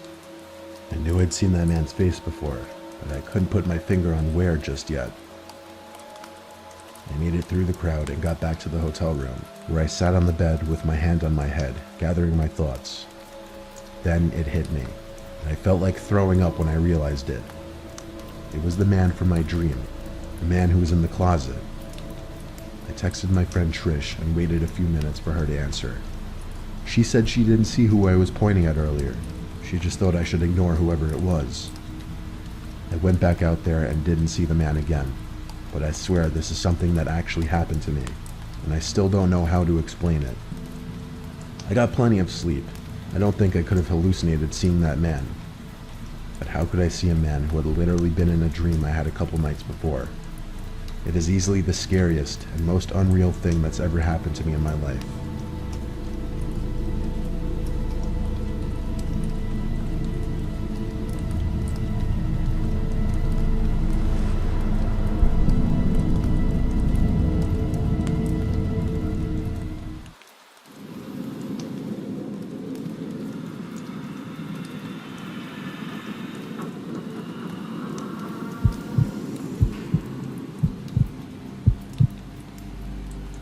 Being a little kid is a scary point in your life, yet you're too young and innocent to even realize it. I have a horrible memory from my early childhood that I wish I could simply block out completely, but I just can't. I was, I believe, 6 or 7 years old. I was at the summer rec program that my parents had signed me up for. I was in the 6 and 7-year-olds group, the youngest group at the camp. One day our group was at the playground, and some oldish man sitting on a bench started talking to me. He knew my name. I remember feeling very comfortable with him, like he seemed kind. He gave me a candy that I ate on the spot, and he offered to push me on the swing. I think I told him that's alright, and continued talking to him, asking him dumb little kid questions. He introduced himself as Robbie, I still remember to the day, and told me he was friends with my mom. Since she was running late, he'd have to pick me up after camp. I said okay, and around that time, my counselors shouted for our group to assemble our line by the gate so we could leave. We got back to our group's home area, where we would sit and wait for the parents to come pick the kids up. I saw Robbie approaching the bench, and he said to Cal, one of my counselors, that he was picking me up for the day since my mom wasn't available. Cal looked at me and made sure I knew him. I nodded my head. Cal crossed my name off in his notebook and high-fived me goodbye, and I walked off with this Robbie guy. I remember he grabbed and held my hand as we walked. And I also remember that he was walking extremely fast, like it was hard for me to keep up with my short little legs. We made it to his car. He let me in the back passenger seat. He seemed to be in a hurry. He rushed into his seat, started the car, locked the doors, and started driving fast out of the parking lot. I asked, "Are you taking me home?" "Yeah," he replied. I remember hearing some yelling noises from outside the car. I lifted myself off the seat to look out the rear window and saw 2 of my counselors pointing at the car I was in to one of the park supervisors. This is when things got scary for my little self. As I was looking out the back window, the man screamed at the top of his lungs to get down. I got so scared I started to cry and tried opening the door when he was at a red light, but he had the child lock on. He tried to calm me down by apologizing, saying he was driving me home. I can't remember what exactly I was thinking, but I do remember being scared, starting to wonder if I was actually being brought home. We were in the car for quite some time, and I started to realize I didn't recognize where we were. We were not anywhere near my house. I felt like I had to throw up from being so scared. I remember Robbie muttering, oh shit," constantly under his breath, and he kept looking in his rearview mirror. Then, the sound of a police siren directly behind us made him scream in anger once more. He pulled to the side on a neighborhood road and told me to go along with whatever he said, but he didn't have a chance for that. 2 police officers stormed out from the car with their guns half drawn and yelled at Robbie to step out of the vehicle with his hands up. He did so without question and was cuffed while they had him laying face first on the concrete. He was brought into the car while the other officer stuck with me, comforted me, and asked me questions. Another cop car arrived, and so did my mom in her minivan. She was in tears and hugged me when she got out. So backing up, when Robbie, or whatever his real name was walking me to his car, my mom had already gotten to the bench to pick me up, and Cal told her some man already picked me up. That's when they ran to catch what car we got into and called the cops right away.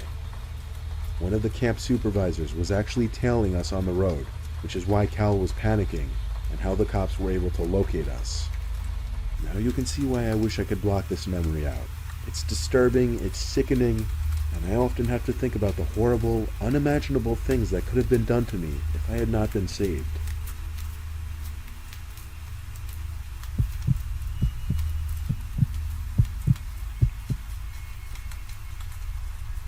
There was this one night after work where all the employees at my job clocked out a little late because we happened to be extremely busy that night.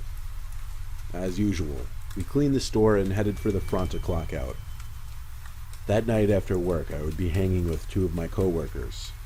We smoked a blunt and went to Wingstop. All was well, and 1 a.m. finally struck. I needed to be home and I needed gas. I said bye to my 2 coworkers and headed for the nearest gas station. It was actually right around the corner from my work. Thank God, because I had gone to work with it running on E. My car was running on fumes.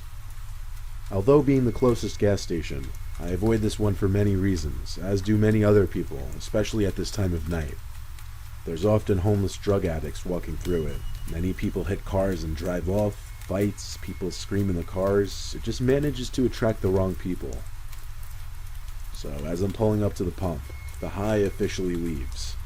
I come to realize that I'm about to pump gas at a cornered gas station hidden by buildings at 1 o'clock in the morning. No car, no person was seen in sight. I got out and turned around to reach inside for my wallet. I come up, and there's this homeless man going through the trash with this very large white bag. I'm not talking about big hefty that promises to keep all your household trash intact all the way to the outside trash can. I mean, this bag was freakishly big, and I couldn't see through it. I was startled at first, as I didn't even hear him walking or anything. I insert my card and look over. His head is in the trash at this point. I see him digging for recyclables, I think, and I just continue trying to get the thing to take my card. To be safe again, I make sure I lock my car once more, and this is where things get scary. As the sound of the car goes off, this man perks his head up, almost deer-like, and makes direct eye contact. He looks to be at least 6'4", but really skinny. He had injection marks all over his body, and his skin was peeling, rashing, and he had a buzz cut. Despite him obviously being a drug addict, his face wasn't affected too badly yet. Look, they gave me a bag big enough to fit a dead body in. The words didn't seem real. I felt the color leave my body. And just then, this man picks up an old metal little kid's bike from the other side of the trash can. He begins to slowly, step by step, come closer, and begins telling me he wasn't going to take me. He held the kid's bike like it was weightless. Mind you, I'm a girl and personally have no arm strength. I'm not going to take you. We're not going to take you. Don't look scared. Look pretty. At this point, I was already inching my way closer to my car. I jumped for it, and that's when I booked it out of there, and realized there was another man hiding at the pump behind me. The other man was wearing a mask that covered both his mouth and nose. So much could have happened that night, and I'm glad it didn't go the other way. I'm pretty sure that man was going to come up from behind me and either make me smell something to leave me unconscious, or who knows what. Please be safe out there, and always be prepared for the unexpected.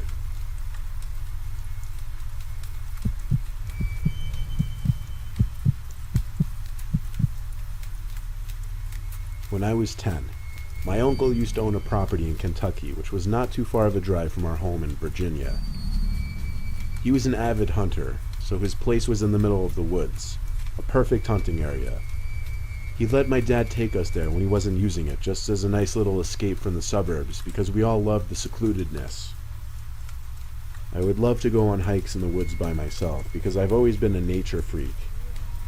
One time while hiking late in the day, I thought I heard footsteps around me. They sounded like human footsteps, so I turned and started walking the other way. At the edge of the woods, however, I saw someone standing behind a tree, very shady-like. Seemed he was trying to hide. I ran back in the direction of the property and went inside the house. I told my dad I was being watched in the woods. He told me to just stay on my uncle's property and not wander off. I didn't want to go back outside after that anyway, though. My dad and 2 little brothers went off to pick up a pie at a nearby pizza place. I stayed behind because I'd rather watch the movie that was playing on the TV. I'd been alone in that home many times. I wasn't scared. I heard steps coming up the little wooden front porch. There was a knock at the door, so I jumped up to let them in because I was starving. But I froze at the door, thinking, how could they be back so quickly? Dad? I said through the door. Someone on the other side said it's not your dad, but we need some help. My heart dropped. I looked out the window to the porch. It was still just bright enough to see an unfamiliar man standing on the porch. He noticed me at the window, looked at me, and smiled. I shut the curtains and yelled, "Dad, there's someone here at the front door." I was pretending as if my dad were still home. "You saw your dad leave just before. Just open the door, we just need some help."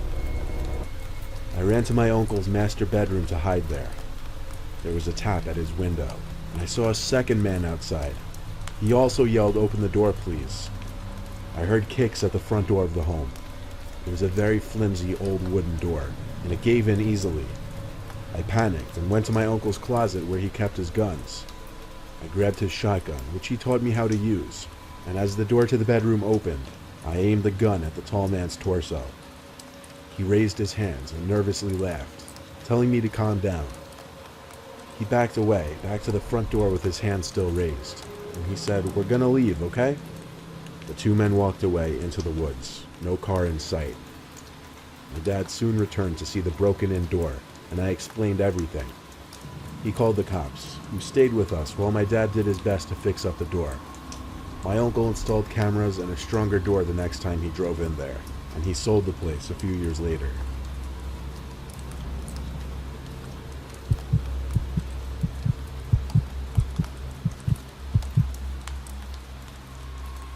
The following story takes place on one of the worst days of my life.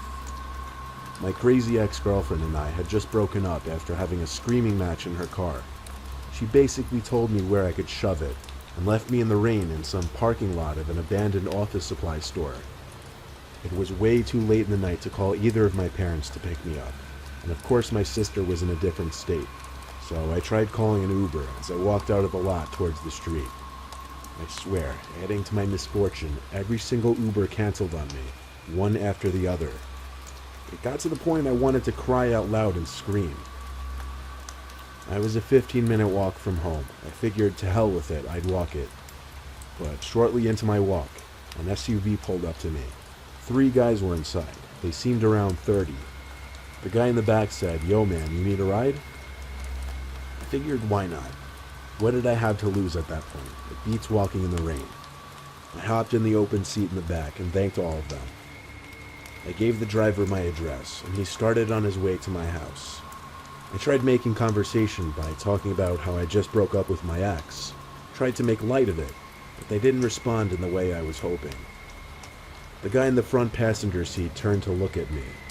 I looked back for a second, expected him to laugh or say something, but he just looked at me with this blank, emotionless expression, his eyebrows slightly raised, mouth hanging open as if he were trying to intimidate me. I looked away, out the window, though I could still sense him looking at me through my peripheral vision. The GPS voice said turn right on the next road, but the driver turned left. Uh-oh. "Yo, I think you went the wrong way," I said to the driver. The guy sitting right next to me said, Nah, chill, man." The lack of communication in this car was really adding to the building tension. I noticed we were entering quieter, if not dead streets with few houses or buildings nearby. I was scared to say what I said next, because I knew if they didn't acknowledge it or listen to it, it meant I was in a bad situation. I asked the driver to just drop me off on the side, I'd walk, and his response was just laughter. The guy in the front passenger seat joined him in laughing. The sound of the doors locking as the car was coming to a stop was the moment I knew. I knew I had to run. I flicked the freshly locked switch back up and pushed the door open. The guy sitting next to me started yelling, "Get him," as I felt his hands try to grip my arm. I got out from the car though, and I ran into the adjacent patch of trees which sat next to the parkway. I bolted across the parkway, and yes, there were still cars speeding by at this hour. I almost risked my life passing that parkway just to escape those goons. I'm not sure if they were just trying to rob me, kidnap me, or what, but I feel like if they were trying to just rob me, they could have done that anywhere and driven off. They didn't. And that's what scares me to think about.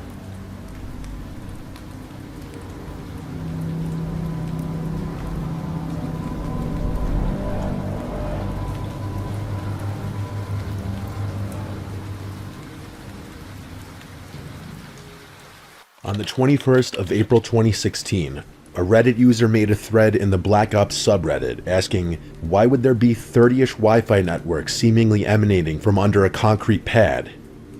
The user went on to state that he had recently lived on a semi-urban farm property for a few months in Hawaii. He had noticed a few unusual things that he didn't decide to reveal. However, one thing that stood out the most was the fact that there were about 25 to 30 low-strength Wi-Fi networks somewhere in the neighborhood. In hindsight, it may seem normal to have a number of networks that are available, But what made the situation weird was that it was all exactly the same strength peaking at the same point location, and it seemed to be originating from underneath a concrete pad, which was made to simply cover gravel and dirt. The user then had the idea to utilize a Wi-Fi analyzer just to be sure that it wasn't some sort of coincidence where maybe numerous neighborhood networks somehow happen to have similar signal strength based on the distances they were from their sources. He also stated that he walked in circles while operating the Wi-Fi analyzer, and as he walked further from the point location on the concrete pad, the weaker the signal became. If that wasn't weird enough, another peculiar fact was that these network SSIDs would change every 5 minutes or so. In an effort to further uncover the mystery, he used a thermal imaging device to detect any hotspots on the ground. He then decided to drill directly on top of a spot that was notably hotter compared to other areas on the concrete pad, along with a number of other holes as a form of control. This was then followed by filling them with water. To his surprise, only the hole that was directly on top of the hotspot drained the water, and the others overflowed.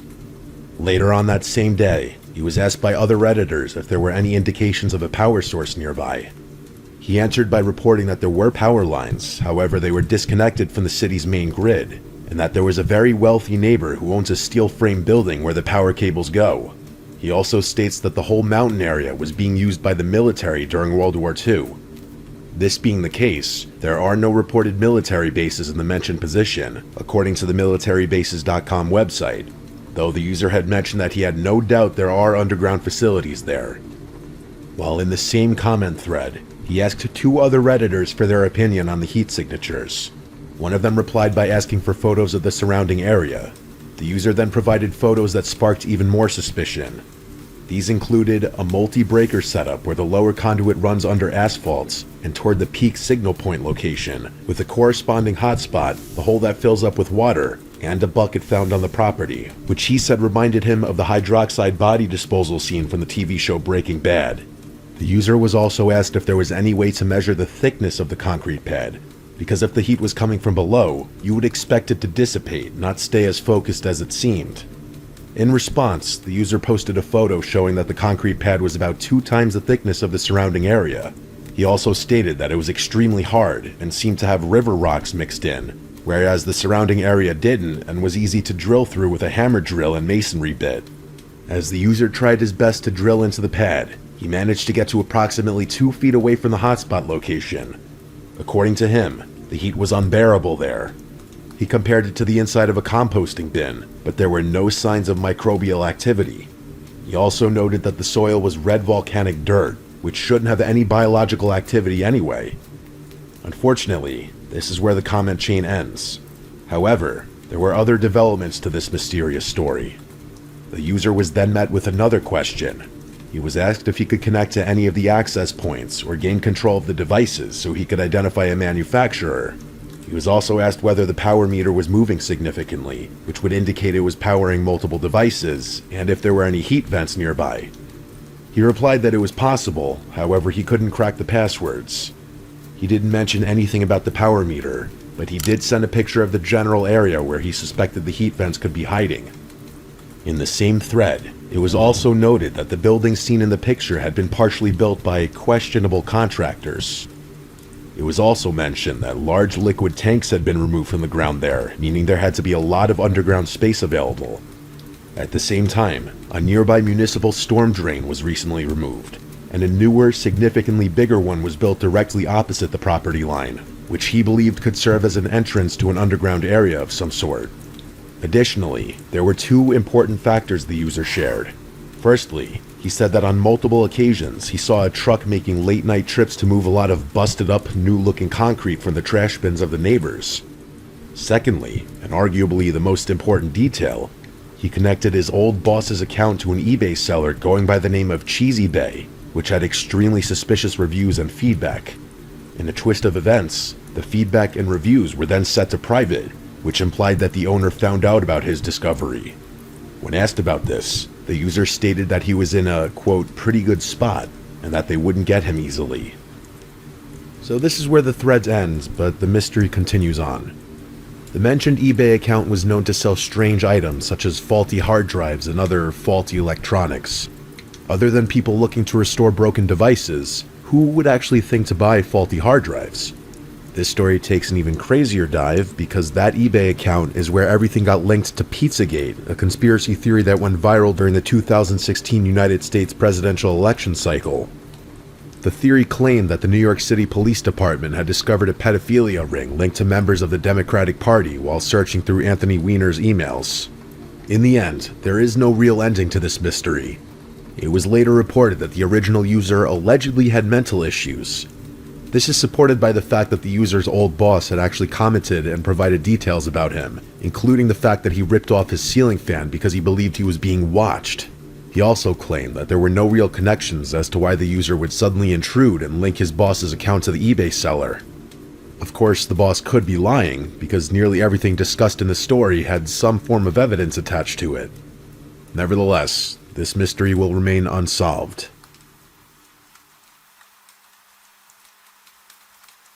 On Tuesday, December 16th, 2025, a Redditor posted in the home maintenance subreddit something that was eye-catching enough for moderators to delete it within the hour.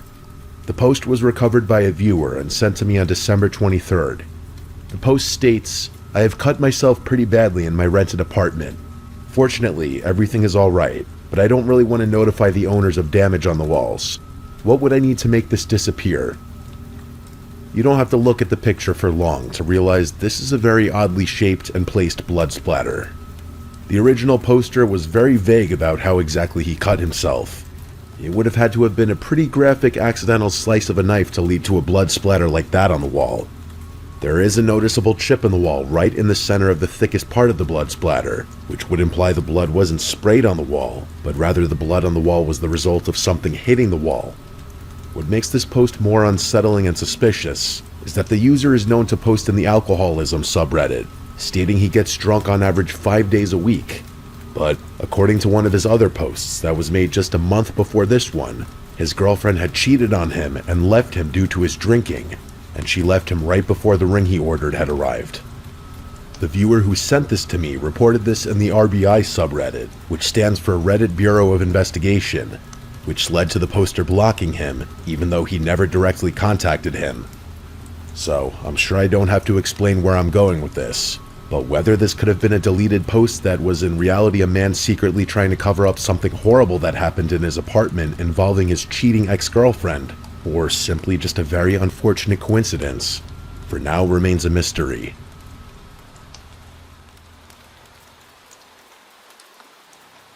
It's not uncommon to hear cases about squatters living illegally in other people's houses without their knowledge.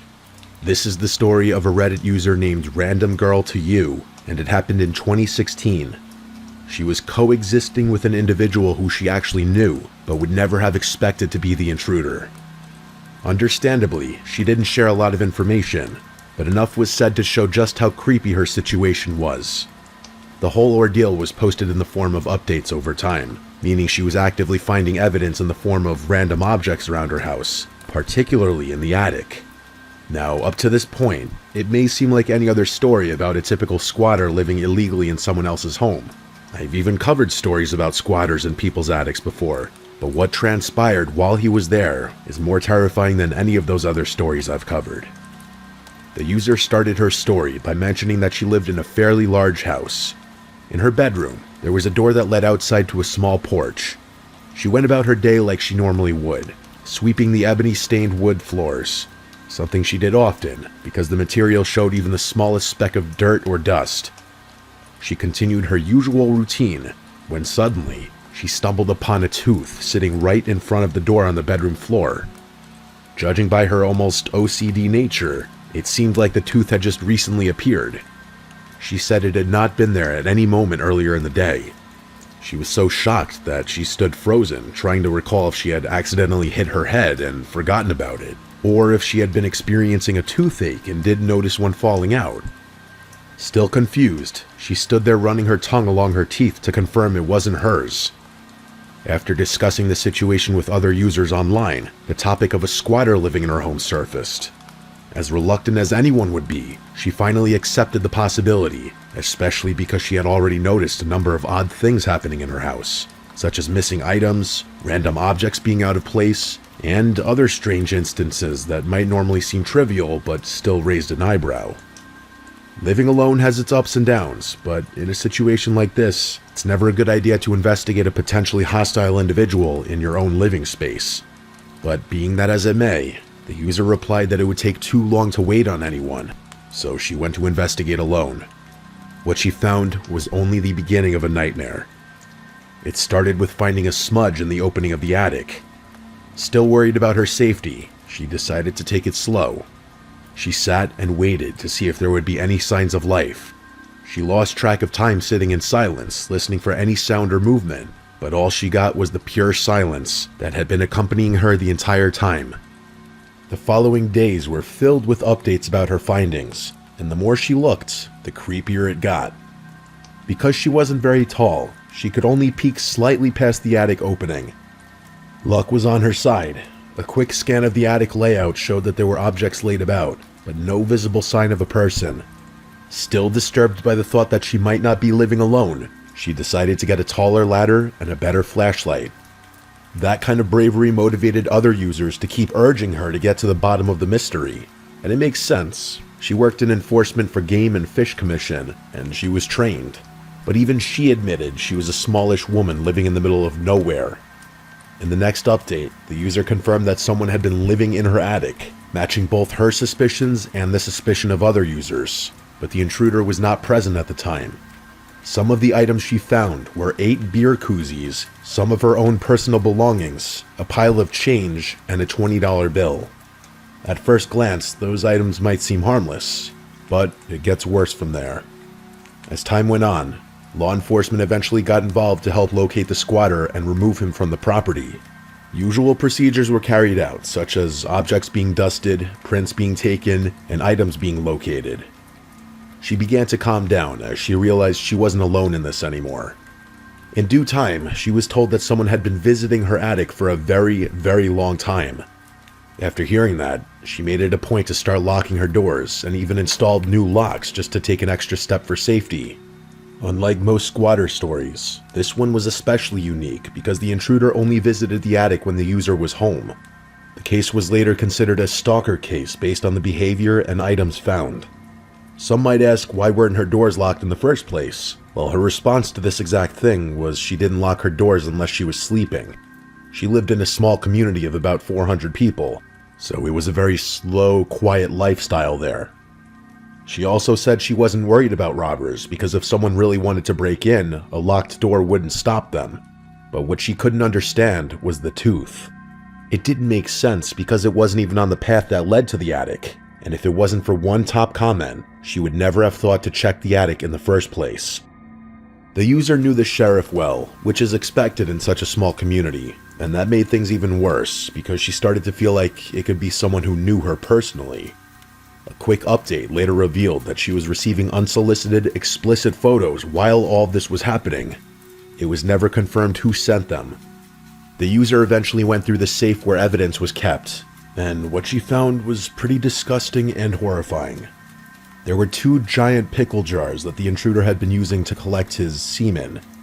Among other things, there were thousands of tissues, maroon socks, towelettes, and more items of the same nature scattered around. On top of that, there were also the user's clothes that had been missing for over a year, including underwear. That alone puts into perspective how long the creep had been doing this, moving in and out undetected and carrying out his acts while she was completely oblivious. There were also strange items like a plastic butterfly, a bobblehead wooden turtle, more beer koozies, and black and pink straps with Velcro on the ends. Very weird, questionable things to possess in someone's attic. Sometime later, the user received a call that was supposed to put her mind at ease, that should have answered all questions, that the perpetrator was caught and the nightmare was over. But instead, the identity of the intruder would haunt her for the rest of her life.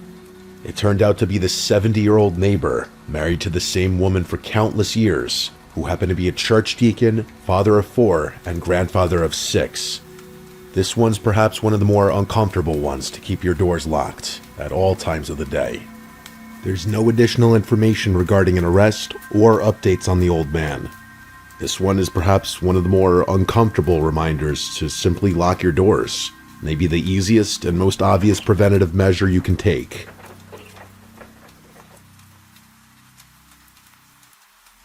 This final story comes from a Reddit post in the famous subreddit called Let's Not Meet, and the original poster's account has since been deleted for good reason. From what we can gather, the story suggests the poster was an adolescent male from North Wales, UK, a place known for its beauty and natural landscapes. However, being in the countryside, there isn't much to do, and as teenagers, curiosity is a dangerous fuel. Teens will always want to explore, but when the daily routine mostly involves herding animals, harvesting crops, picking fruit, and similar activities, it's only a matter of time before a teenager snaps. So, out of boredom, the user and a few friends often found themselves wandering the countryside and coastline. Despite the area being sparsely populated, there was a road with 2 separate carriageways running right along the coast from Wales to England. There were also train tracks that ran alongside it for most of the way, occasionally passing overhead via a small cement bridge. One night a few years ago, the user and 3 friends decided to explore one of the bridges where the train passed overhead.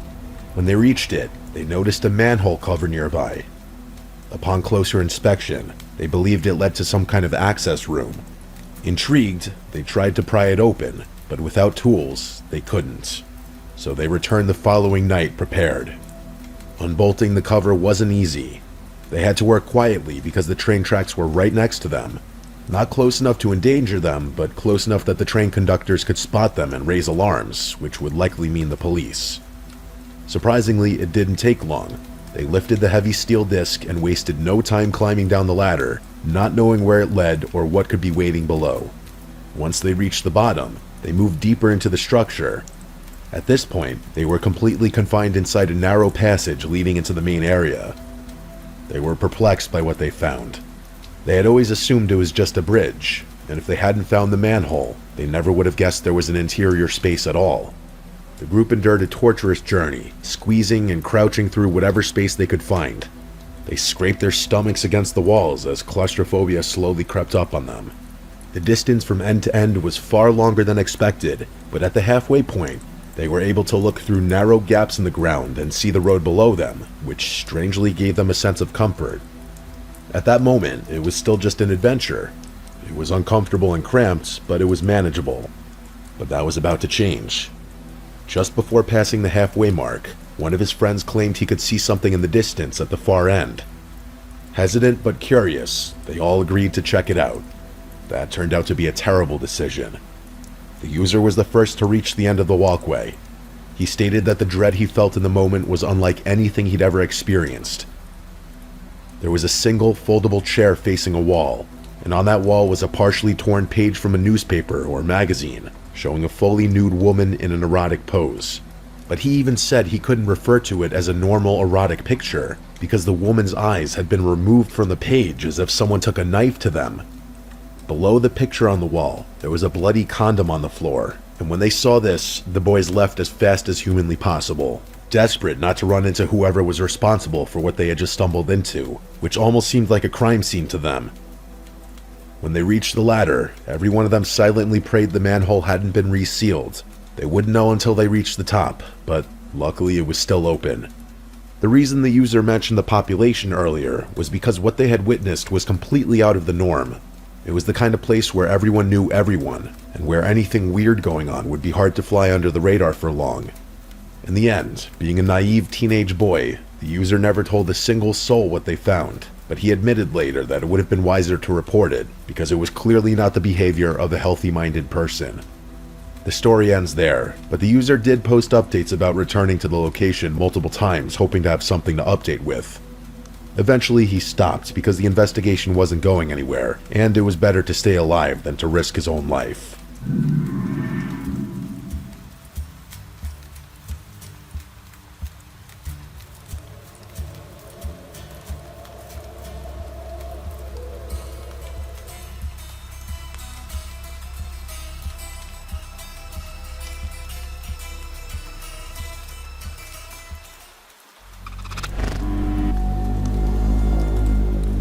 June 25th, 2015, the YouTube channel Obscure Horror Corner introduced the world to a chilling game known as Sad Satan by uploading the first of 5 gameplay videos for it. This was the first record of the game's existence on the internet. Unlike conventional horror games, Sad Satan offered no objectives, no enemies, and no resolutions. Instead, players navigated dimly lit corridors and were bombarded at random points throughout the game with cryptic symbols, audio, and images. It was a game unlike any other. What really made Sad Satan stand out wasn't just its creepy vibe, it was the sick, twisted content hiding beneath the surface. The game wasn't just unsettling, it was tied to accusations of demonic, illegal, and downright disturbing images. The game was a maze of dark, claustrophobic corridors with no clear goal. You wandered around with a first-person POV while distorted audio played in the background. The sounds were seemingly random, but ranged from reversed music to warped screams and laughter. Perhaps most unsettling, there were snippets of serial killers' interviews that sometimes popped up. Every so often, the game would throw full-screen flashes of disturbing images at you. Some were just weird, like black and white photos of statues or cryptic symbols. Others were outright horrifying mugshots of criminals, cult references, and cryptic Latin phrases. One of the most infamous was the recurring appearance of Jimmy Savile, a disgraced TV host known for decades of child abuse. His presence in the game made it feel like something much darker was lurking beneath the surface. To top it off, there was a ghostly child who would sometimes appear in the hallways. In the last gameplay video uploaded by Obscure Horror Corner, one of these ghostly kids started following the player, and there was no way to escape. The game ends when the player is finally caught and killed by this eerie, silent figure. As creepy as the original Sad Satan was, things took a much darker turn on July 7th, 2015, when a download link for the game popped up on 4chan's paranormal board. People who downloaded it quickly realized they were involved in something demonic. The clone reportedly included extreme gore, images of mutilated bodies, and even CP. Weirdly, the game also contained malware, which would mess with your computer, sometimes causing it to crash completely. Jamie, the alleged owner of Obscure Horror Corner, denied any connection to this version, claiming the one he played didn't have any of that illegal content. But his story had holes, and people were already questioning whether he could be trusted. Jamie claimed he found Sad Satan on the dark web, saying a mysterious and anonymous user named ZK sent him a link to the game. According to Jamie, the game was hosted on a hidden Tor service. However, people were left wondering where the original gameplay footage came from, as all the original download links were fake. People have spent years trying to decode Sad Satan's meaning. The references to Jimmy Savile and the ghostly children have led many to believe the game is a sick reference to child abuse and a way to distribute twisted content. The name Sad Satan derived from reversed audio from Led Zeppelin's Stairway to Heaven.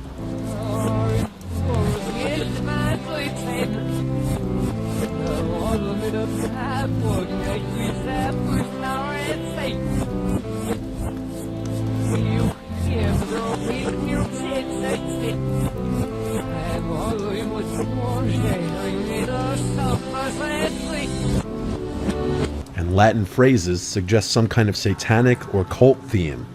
After all the controversy, Obscure Horror Corner went silent and the channel was abandoned, but that didn't stop the internet from obsessing over Sad Satan.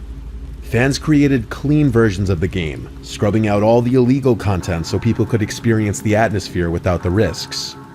What makes Sad Satan stick with people isn't just the horror or the controversy, it's the fact that we still don't know the truth. I would strongly advise against doing any digging, but if you do, be extremely cautious with what kind of messed up stuff you might be getting yourself into.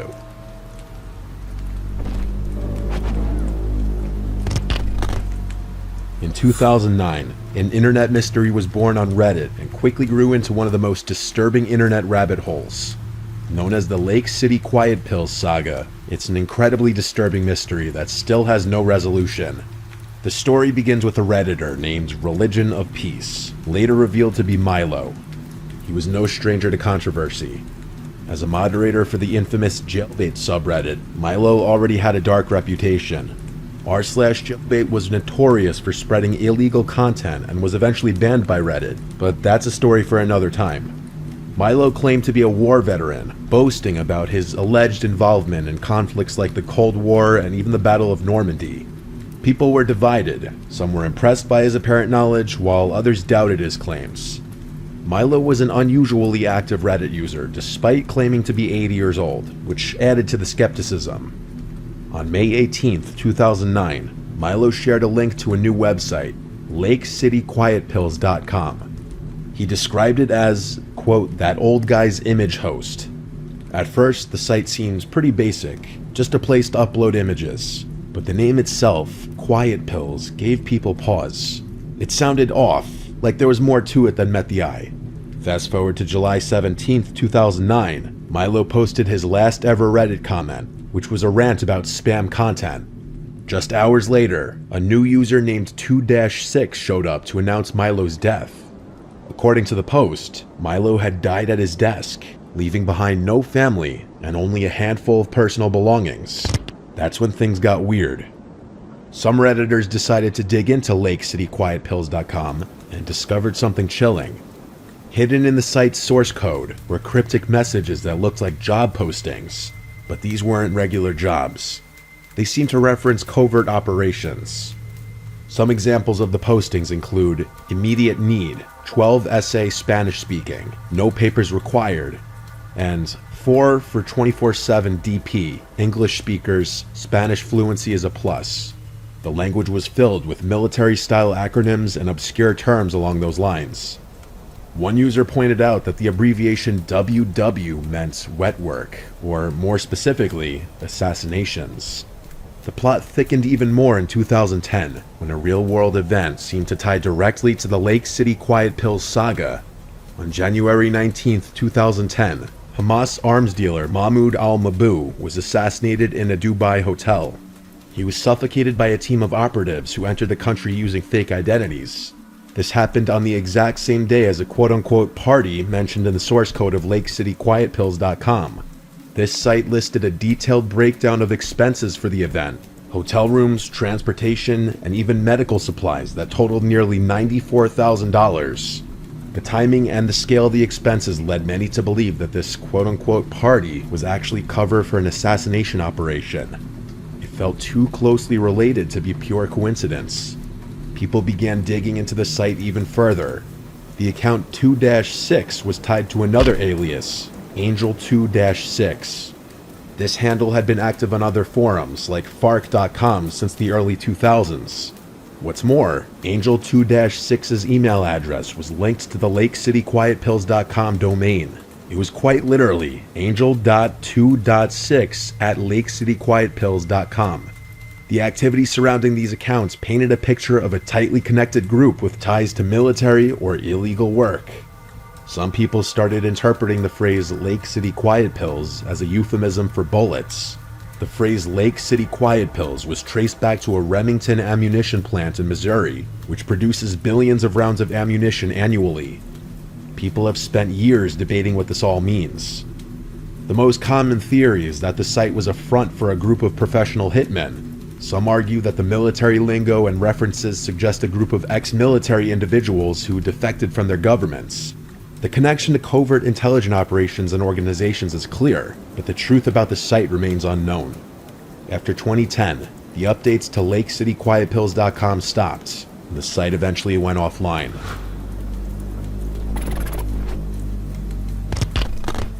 Back in 2015, a strange YouTube channel called Unfavorable Semicircle popped out of nowhere and instantly grabbed the attention of internet sleuths, cryptography fans, and conspiracy theorists. It wasn't just the creepy content that made it stand out, it was the sheer scale and weirdness of it all. In less than a year, the channel uploaded tens of thousands of cryptic videos before YouTube banned it in 2016. The channel launched in March 2015 and wasted no time. Within days, it began posting videos, starting with one titled with a Sagittarius sign, followed by the numbers 230511. It was a 4-second clip of a brown, blurry screen with no sound.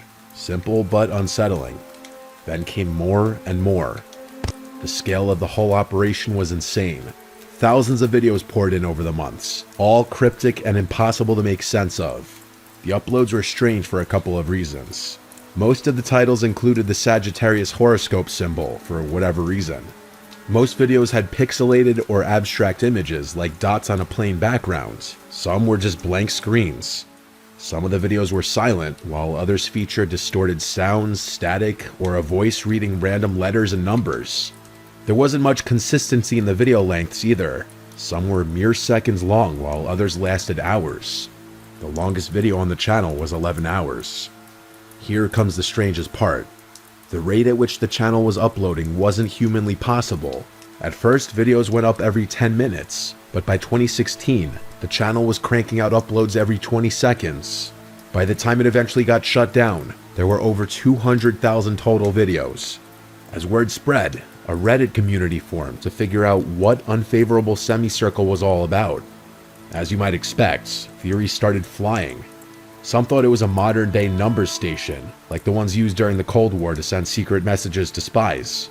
The strange letters and numbers fit, but the videos didn't follow the typical structure of a numbers station broadcast. Others thought it might be part of an ARG, where participants solved puzzles across various platforms. The videos seemed designed to be decoded or pieced together, but most ARGs give players clues or guidance, and this didn't. Some compared it to WebDriver Torso, a YouTube channel Google used to test video quality. I'm pretty skeptical about this theory since the creepy visuals and audio feel like overkill for a quality test.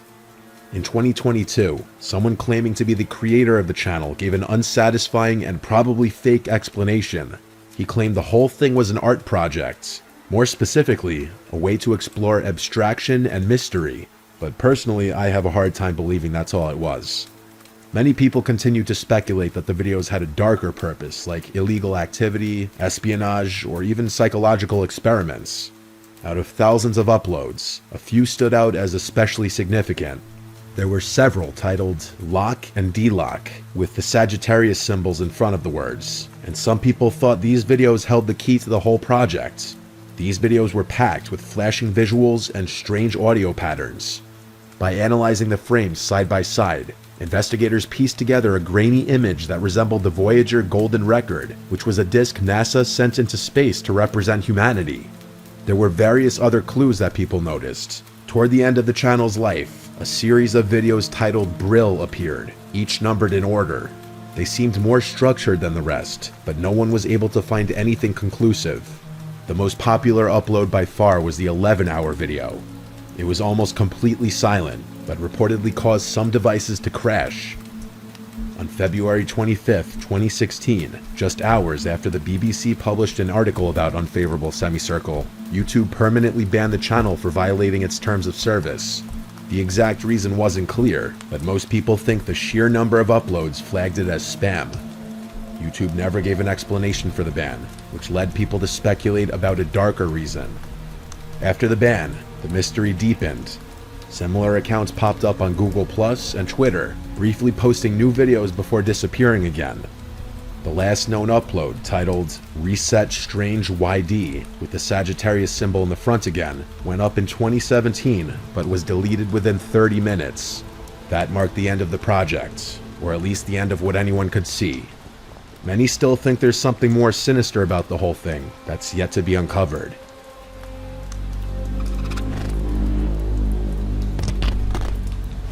If you've spent any time exploring the darker corners of internet history, you've probably come across stories about Mortis.com.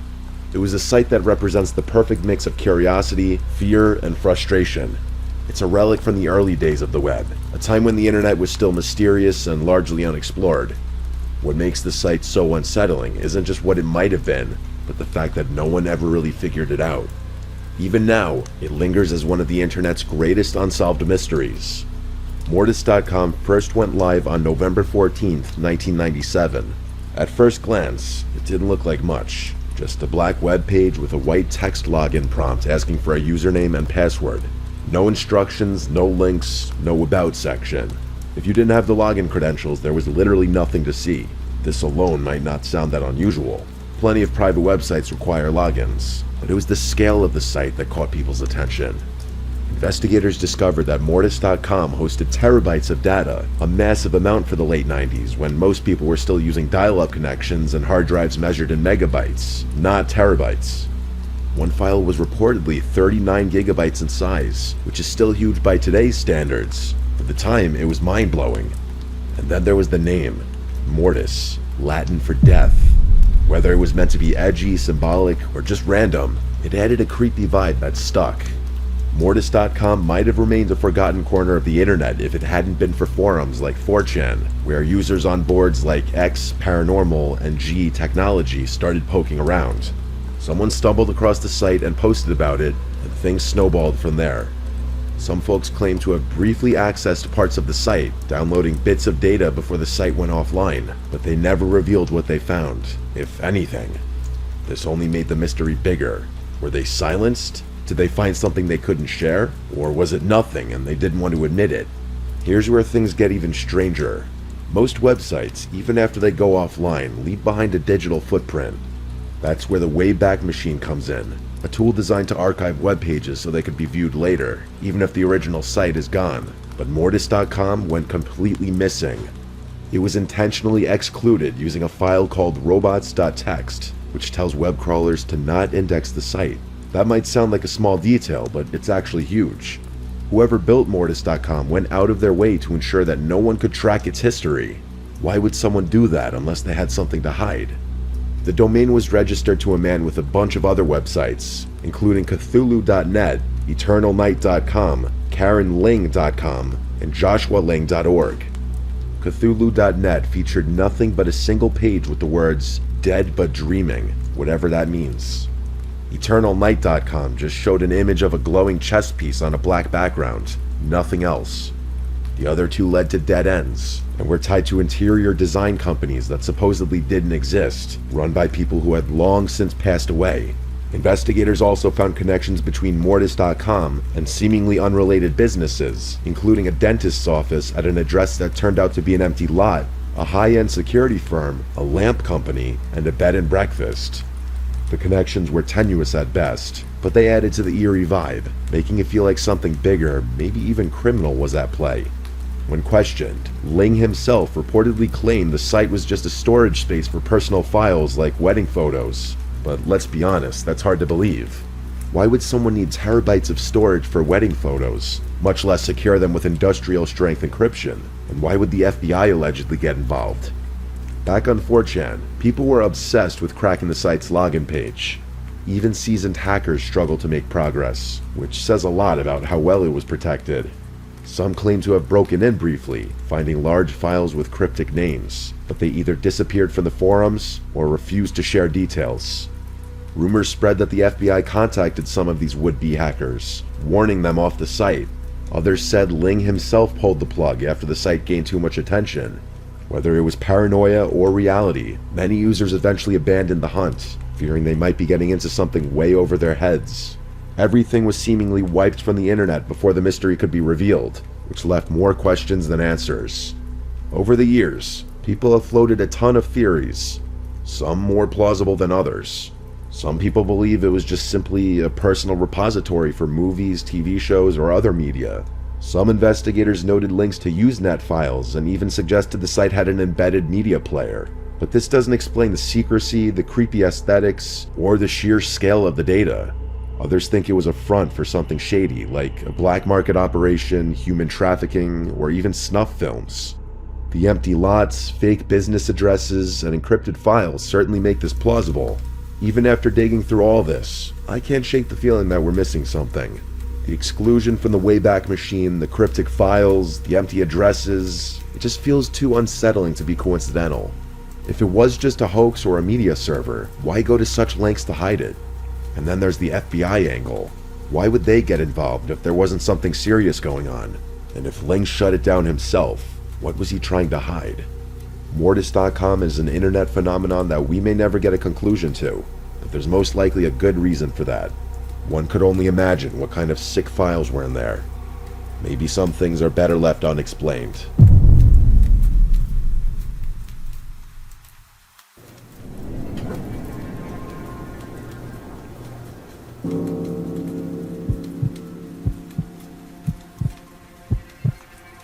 This happened maybe 8 or 9 months after I moved into my first house. I was 24 at the time, fresh out of college with a decent job. All you need to know about the house is that it had a very spacious basement that I mostly used for storage. The previous owners had partitioned it into these separate rooms using plywood and exposed framing. There was the main area at the bottom of the stairs, then a laundry section, then what I think was supposed to be a workshop, and then this weird back room that was mostly just storage. It had kind of a maze-like quality to it. You couldn't see the entire basement from any single vantage point, which I remember thinking was kind of cool when I first toured the place. Anyway, it was a weeknight. I needed to go downstairs to do laundry, which was the only time I ever really went down there. The basement lights were already on, which I thought was weird, but I didn't dwell on it for whatever reason. I'd been down there a few days earlier, so I figured I just forgot to turn them off. The space was dim even with the lights. I hadn't bothered changing the old yellow incandescents that had been there when I moved in. I started walking down the stairs, and things escalated so abruptly that I couldn't react quick enough. I made it to the bottom of the stairs and started walking toward the laundry area when I saw movement in my peripheral vision. I turned my head instinctively and locked eyes with a man who was crouching behind one of the folding tables that I had set up near the far corner. It was so unsettling that I almost dropped the basket. My brain refused to register what I was seeing. There was literally a stranger hiding in my basement. I couldn't move. All I could do was stare at this intruder who was now staring back at me, and it was not a pleasant stare. He looked like he had just crawled out of a sewer or something. And then he stood up and ran. Not at me though, further into the basement toward the partitioned rooms in the back. That snapped me out of my fear-induced haze, and I started moving backwards toward the basement stairs. But I must have wasted too much time, because before I could reach the stairs, all the lights in the basement went out. Until that moment, I had never been down there with the lights off. I hadn't anticipated how dark it would be. It was fully pitch black down there, complete and utter darkness. I mistakenly assumed I knew my own house, so I kept moving toward the stairs, but I must have misjudged something, because I tripped and fell to the floor. By the time I got up, I was completely disoriented. The chaos and fear of the situation was overwhelming my brain, and I couldn't think. My phone was sitting on the counter upstairs, so it's not like I could just reach in my pocket and turn on the flashlight. I started screaming like a lunatic, thinking that might scare off whoever had broken into my house. But actually, that strategy must have energized them, because I started hearing screaming coming from the other side of the basement. It was terrifying. I was screaming into the darkness, trying to seem like I was crazy, and someone on the other side of the room was doing the same exact thing, and his screaming was much more intimidating than mine. He legitimately sounded like a murderer. I stopped screaming, and he followed suit.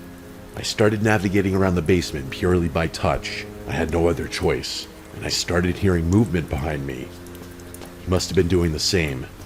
The sounds were getting closer, and amidst the horror of everything, I couldn't help but get the sense that he knew my own basement better than I did. I knew I was getting closer to the stairs, but that basement is massive. I started hearing breathing coming from somewhere behind me, and I genuinely thought he was going to catch me. After what felt like an eternity, I felt the wooden base of the staircase. I grabbed the railing and started running up the stairs, but before I could even hit the second step, something grabbed my ankle and I lost my grip. My head struck the railing and I fell all the way down to the basement floor. I still couldn't see the guy, but he was dragging me away from the stairs with what genuinely felt like inhuman strength. I kicked and thrashed my legs with all my might and miraculously connected with something. The strike was just strong enough for him to lose his grip, and I twisted and twisted until I escaped his grasp. I started running back towards the stairs in the dark, and he started screaming again, but I found them before he could catch me. I made it to the top in the dark, burst through the door, and slammed it shut behind me. The nightmare was far from over, though. That door doesn't have a lock, so I had no choice but to press my weight against it and hope I was strong enough to keep him out. Just as I suspected, I heard footsteps pounding up the basement stairs mere seconds later, followed by a huge crash against the door. The door swung open for a terrifying second, and it took everything in my power to push it closed. The first impact must have emboldened him, because he started repeatedly slamming into the door. I yanked off my socks and pushed against the door, knowing my life depended on it. I have no idea how he did make it through, but he eventually gave up. I heard footsteps crashing back down the basement stairs, and I immediately seized the opportunity to grab my phone. I ran over to the counter, grabbed it, and ran back to the basement door. With my back pressed against the door again, I called the police. When they finally arrived, that guy was gone. I kind of had a feeling. One of the basement windows had been forced open from the outside, and it didn't take a genius to figure out what happened. There was nothing missing or stolen, so one of the officers suggested that the intruder was probably using my basement as a place to live or hide. That hadn't crossed my mind, but it was somehow a worse thought than him simply wanting to rob the place. The other reason the police arrived at that theory was that the intruder somehow knew where the light switch was, which wasn't in the most obvious place. It made sense. I ended up moving out about 4 months after the incident. Thinking about this again has confirmed something for me. That guy was fully prepared to kill me that night, and if things had played out differently, he just might have.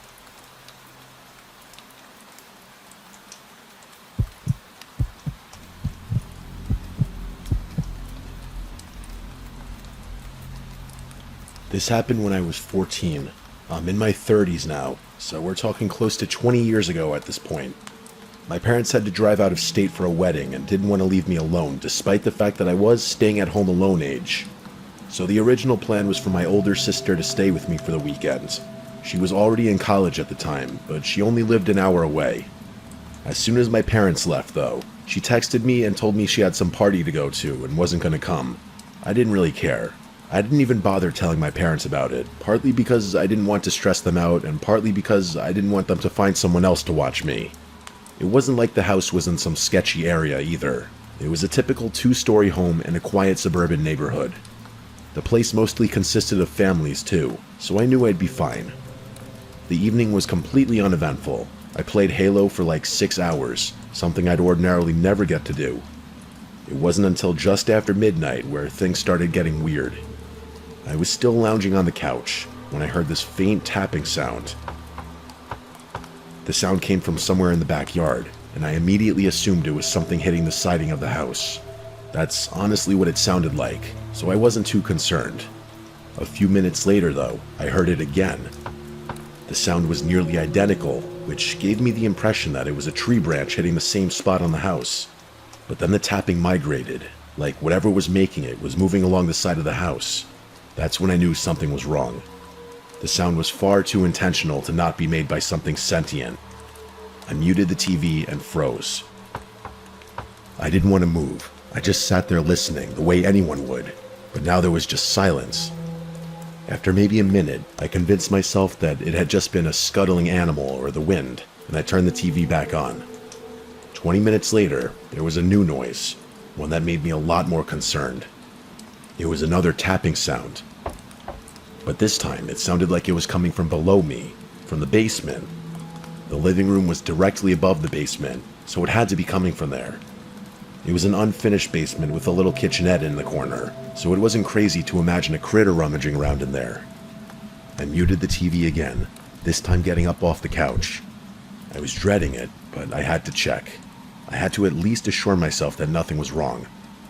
The basement had several windows that led directly to the outdoors, so in all likelihood, the raccoon or stray cat that had been making the first noise was now knocking against one of those windows for whatever reason. I tried to convince myself I wasn't freaking out and walked over to the basement door. I opened it and stood at the top of the stairs, looking down into the darkness. The tapping noise was louder now, happening every few seconds or so. I don't know why I did this, but I called out hello into the nothingness. The tapping stopped immediately. That's when I started feeling really uneasy, because if it had just been an animal, it probably wouldn't have reacted to my voice like that. If I could just turn on the lights, I'd get a much clearer view of everything. But the light switch was at the bottom of the stairs, and there was a 0% chance I was going down there. So instead, I swung the door closed until it was only open a crack, and stuck my hand through. I pointed my phone over to where I knew the window was. Then I closed my eyes and recorded a video with the flash on for a few seconds. Then I immediately shut the door and locked it. I took a deep breath and pulled up the video.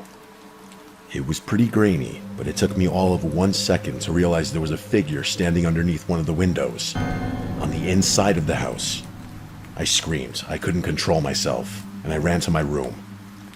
I locked the door and immediately called my dad, who called the police for me. I was still on the phone with my parents when I started hearing repeated banging on the basement door. That guy was trying to break into the finished part of our house. And then, after the 5th or 6th bang or so, there was silence again, and then the police showed up. They searched the basement, but that guy had escaped through the window. The officers were actually nice enough to search our yard, but that guy was long gone. There was a bunch of stuff missing from the basement. Like I said before, it wasn't finished, but that didn't mean my parents left it empty. I can't remember everything that had been stolen, but the scariest thing by far was this. When the police inspected the kitchenette, they found the biggest knife in the rack missing. It was a terrifying thought. If it weren't for the video on my phone, I don't think the police would have taken things as seriously as they did. But of course, nothing ever came of it, and this was almost 20 years ago now. I have no idea what happened to that old phone. It's probably buried in a box of junk in my parents' house somewhere, if it even still exists. If I ever find it and the thing still turns on, I'll submit the footage.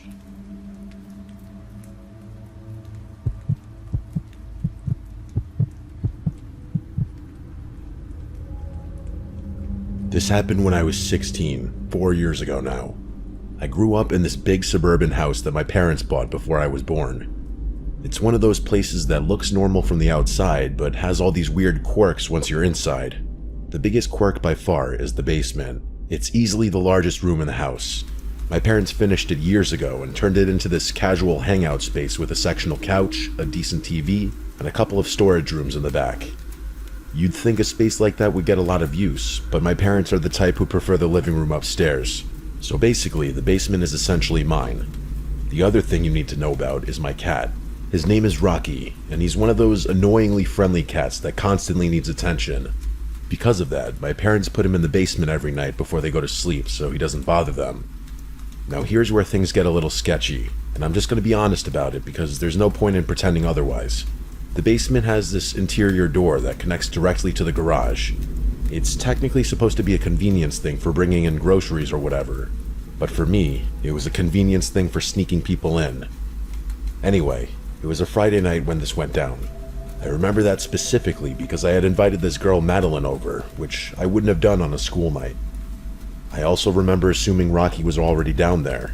It wasn't a conscious thought, more so an implied assumption.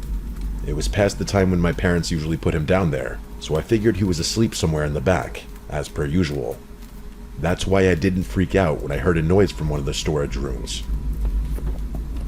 It was this faint rustling sound, like something moving around in the boxes. To be completely honest, I feel like I was justified in keeping my cool because it sounded like the exact sound an energetic cat might make. Madeline obviously tensed up a little, but I explained to her that it was just my cat, and then we went back to pretending to watch whatever was on the TV. But the noises kept happening. Not constantly, but every few minutes there'd be another rustle or a soft thud. Each time, Madeline would give me a worried look, and I'd have to assure her that he was just a very active cat and liked to climb on things. Which was true, he did like to climb on things. I was still 100% calm, right up until I heard scratching coming from the door at the top of the basement stairs. The door that led to the main part of the house. I instantly knew what I was hearing. It was Rocky scratching at the door to get into the basement, meaning he wasn't already down there with us. Which also meant that whatever noises I'd been hearing for the past half hour were not him. I didn't say anything right away, partly because I didn't want to scare Madeline, and partly because I didn't know whether I believed what I was hearing. But before I could react, Madeline, who was still sitting right next to me, started screaming like she was being stabbed. I whipped my head around and realized she was pointing behind me, toward the back of the basement. I turned my head a little further and literally froze in fear. There was a foam football rolling across the floor, clearly having just been thrown out of the storage room. There was someone in there. I didn't see anyone. The back of the basement was too dark, but there was no other explanation. Someone was back there. Someone had been back there the whole time. Without thinking, I grabbed Madeline's arm and practically dragged her up the stairs. As soon as we made it up, I slammed the door behind us, careful not to let Rocky down there. Things got really chaotic after that. Madeline was crying, which was the first issue, but I was also shaking. Until that moment, I didn't even know I could get that scared. My parents eventually realized what was going on and called the police, who showed up a few minutes later. I stood on the back deck and watched the garage the entire time to make sure the intruder didn't slip out from there. Here's where things got weird though. The police ended up searching the entire basement, including the garage, but didn't find anyone. There were also no signs of forced entry, and all the basement windows were locked from the inside. One of the officers suggested the intruder must have slipped out through the garage before they arrived, but I know that's not possible. I was watching it the entire time. I would have seen them.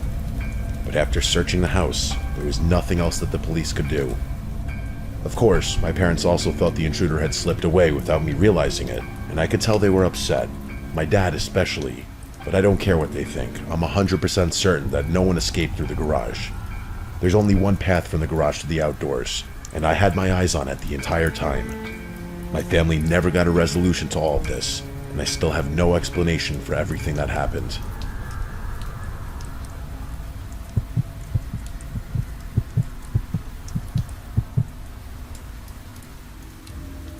I think every kid is afraid of basements. Let's face it, they're scary places. Even as an adult now who lives alone, I sometimes find myself a little uncomfortable going down to the basement to do laundry at night. At least I feel that way going up the stairs as I leave. But as a kid, I was terrified of the basement in my family house. Ironically, all our video game consoles were down there since it was the only other TV in the house besides the living room and my parents' room. I believe this happened when I was 9 because I remember being in elementary school, but one of my last years. On the weekends, I liked to stay up playing video games in the basement. One of my old favorites was Driver 2 on the PS1. For whatever reason, I could never beat the game, and I'd spend countless nights trying to do so.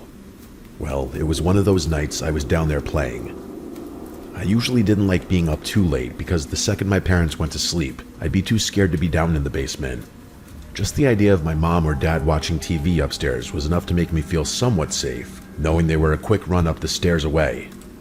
Similar to my current house today, my old family home had the laundry/boiler room in the basement. That room terrified me because it was pitch black at all hours of the day due to there being absolutely no windows. Also, weird sounds always came from in there, as to be expected I guess since it's a boiler room. There were definitely a handful of times where I stopped my game to listen when I thought I heard an unusual sound come from in there, even with the door closed. On this particular night, I did in fact hear an unusual sound, and it started with the sound of the laundry room door creaking open. This obviously was enough to make me pause my game and frighten me. There was an uncomfortable silence in the basement for a second, and it was then followed by what I can only describe as the sound of a woman moaning or groaning in an almost ghost-like way.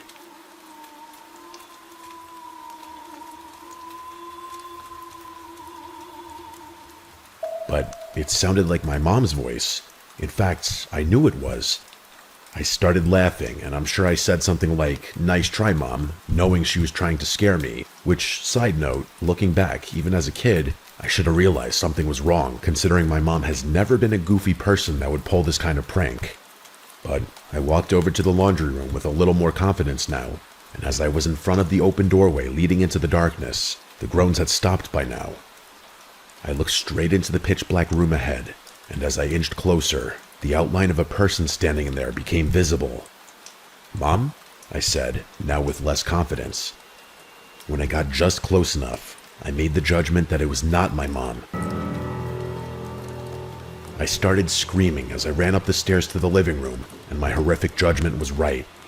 There was my mom in the living room with my dad. At this point, they were both already standing up responding to my screams. I yelled, "There's a woman in the laundry room," and I remember they looked at each other, and then both ran down to the basement, slamming the door shut behind them. I sat confused, scared, but slightly relieved knowing my parents were down there now. I remember being in the living room for a long time before my mom came upstairs and told me to go to my room and go to sleep. I didn't ask questions and obeyed. I had a hard time falling asleep that night, I'm sure, but I remember the next morning. My parents told me they had one of their friends prank me to scare me, and they treated it like it was one big joke. I don't fully remember how much I believed it or not, but I for sure asked them to elaborate on who it was.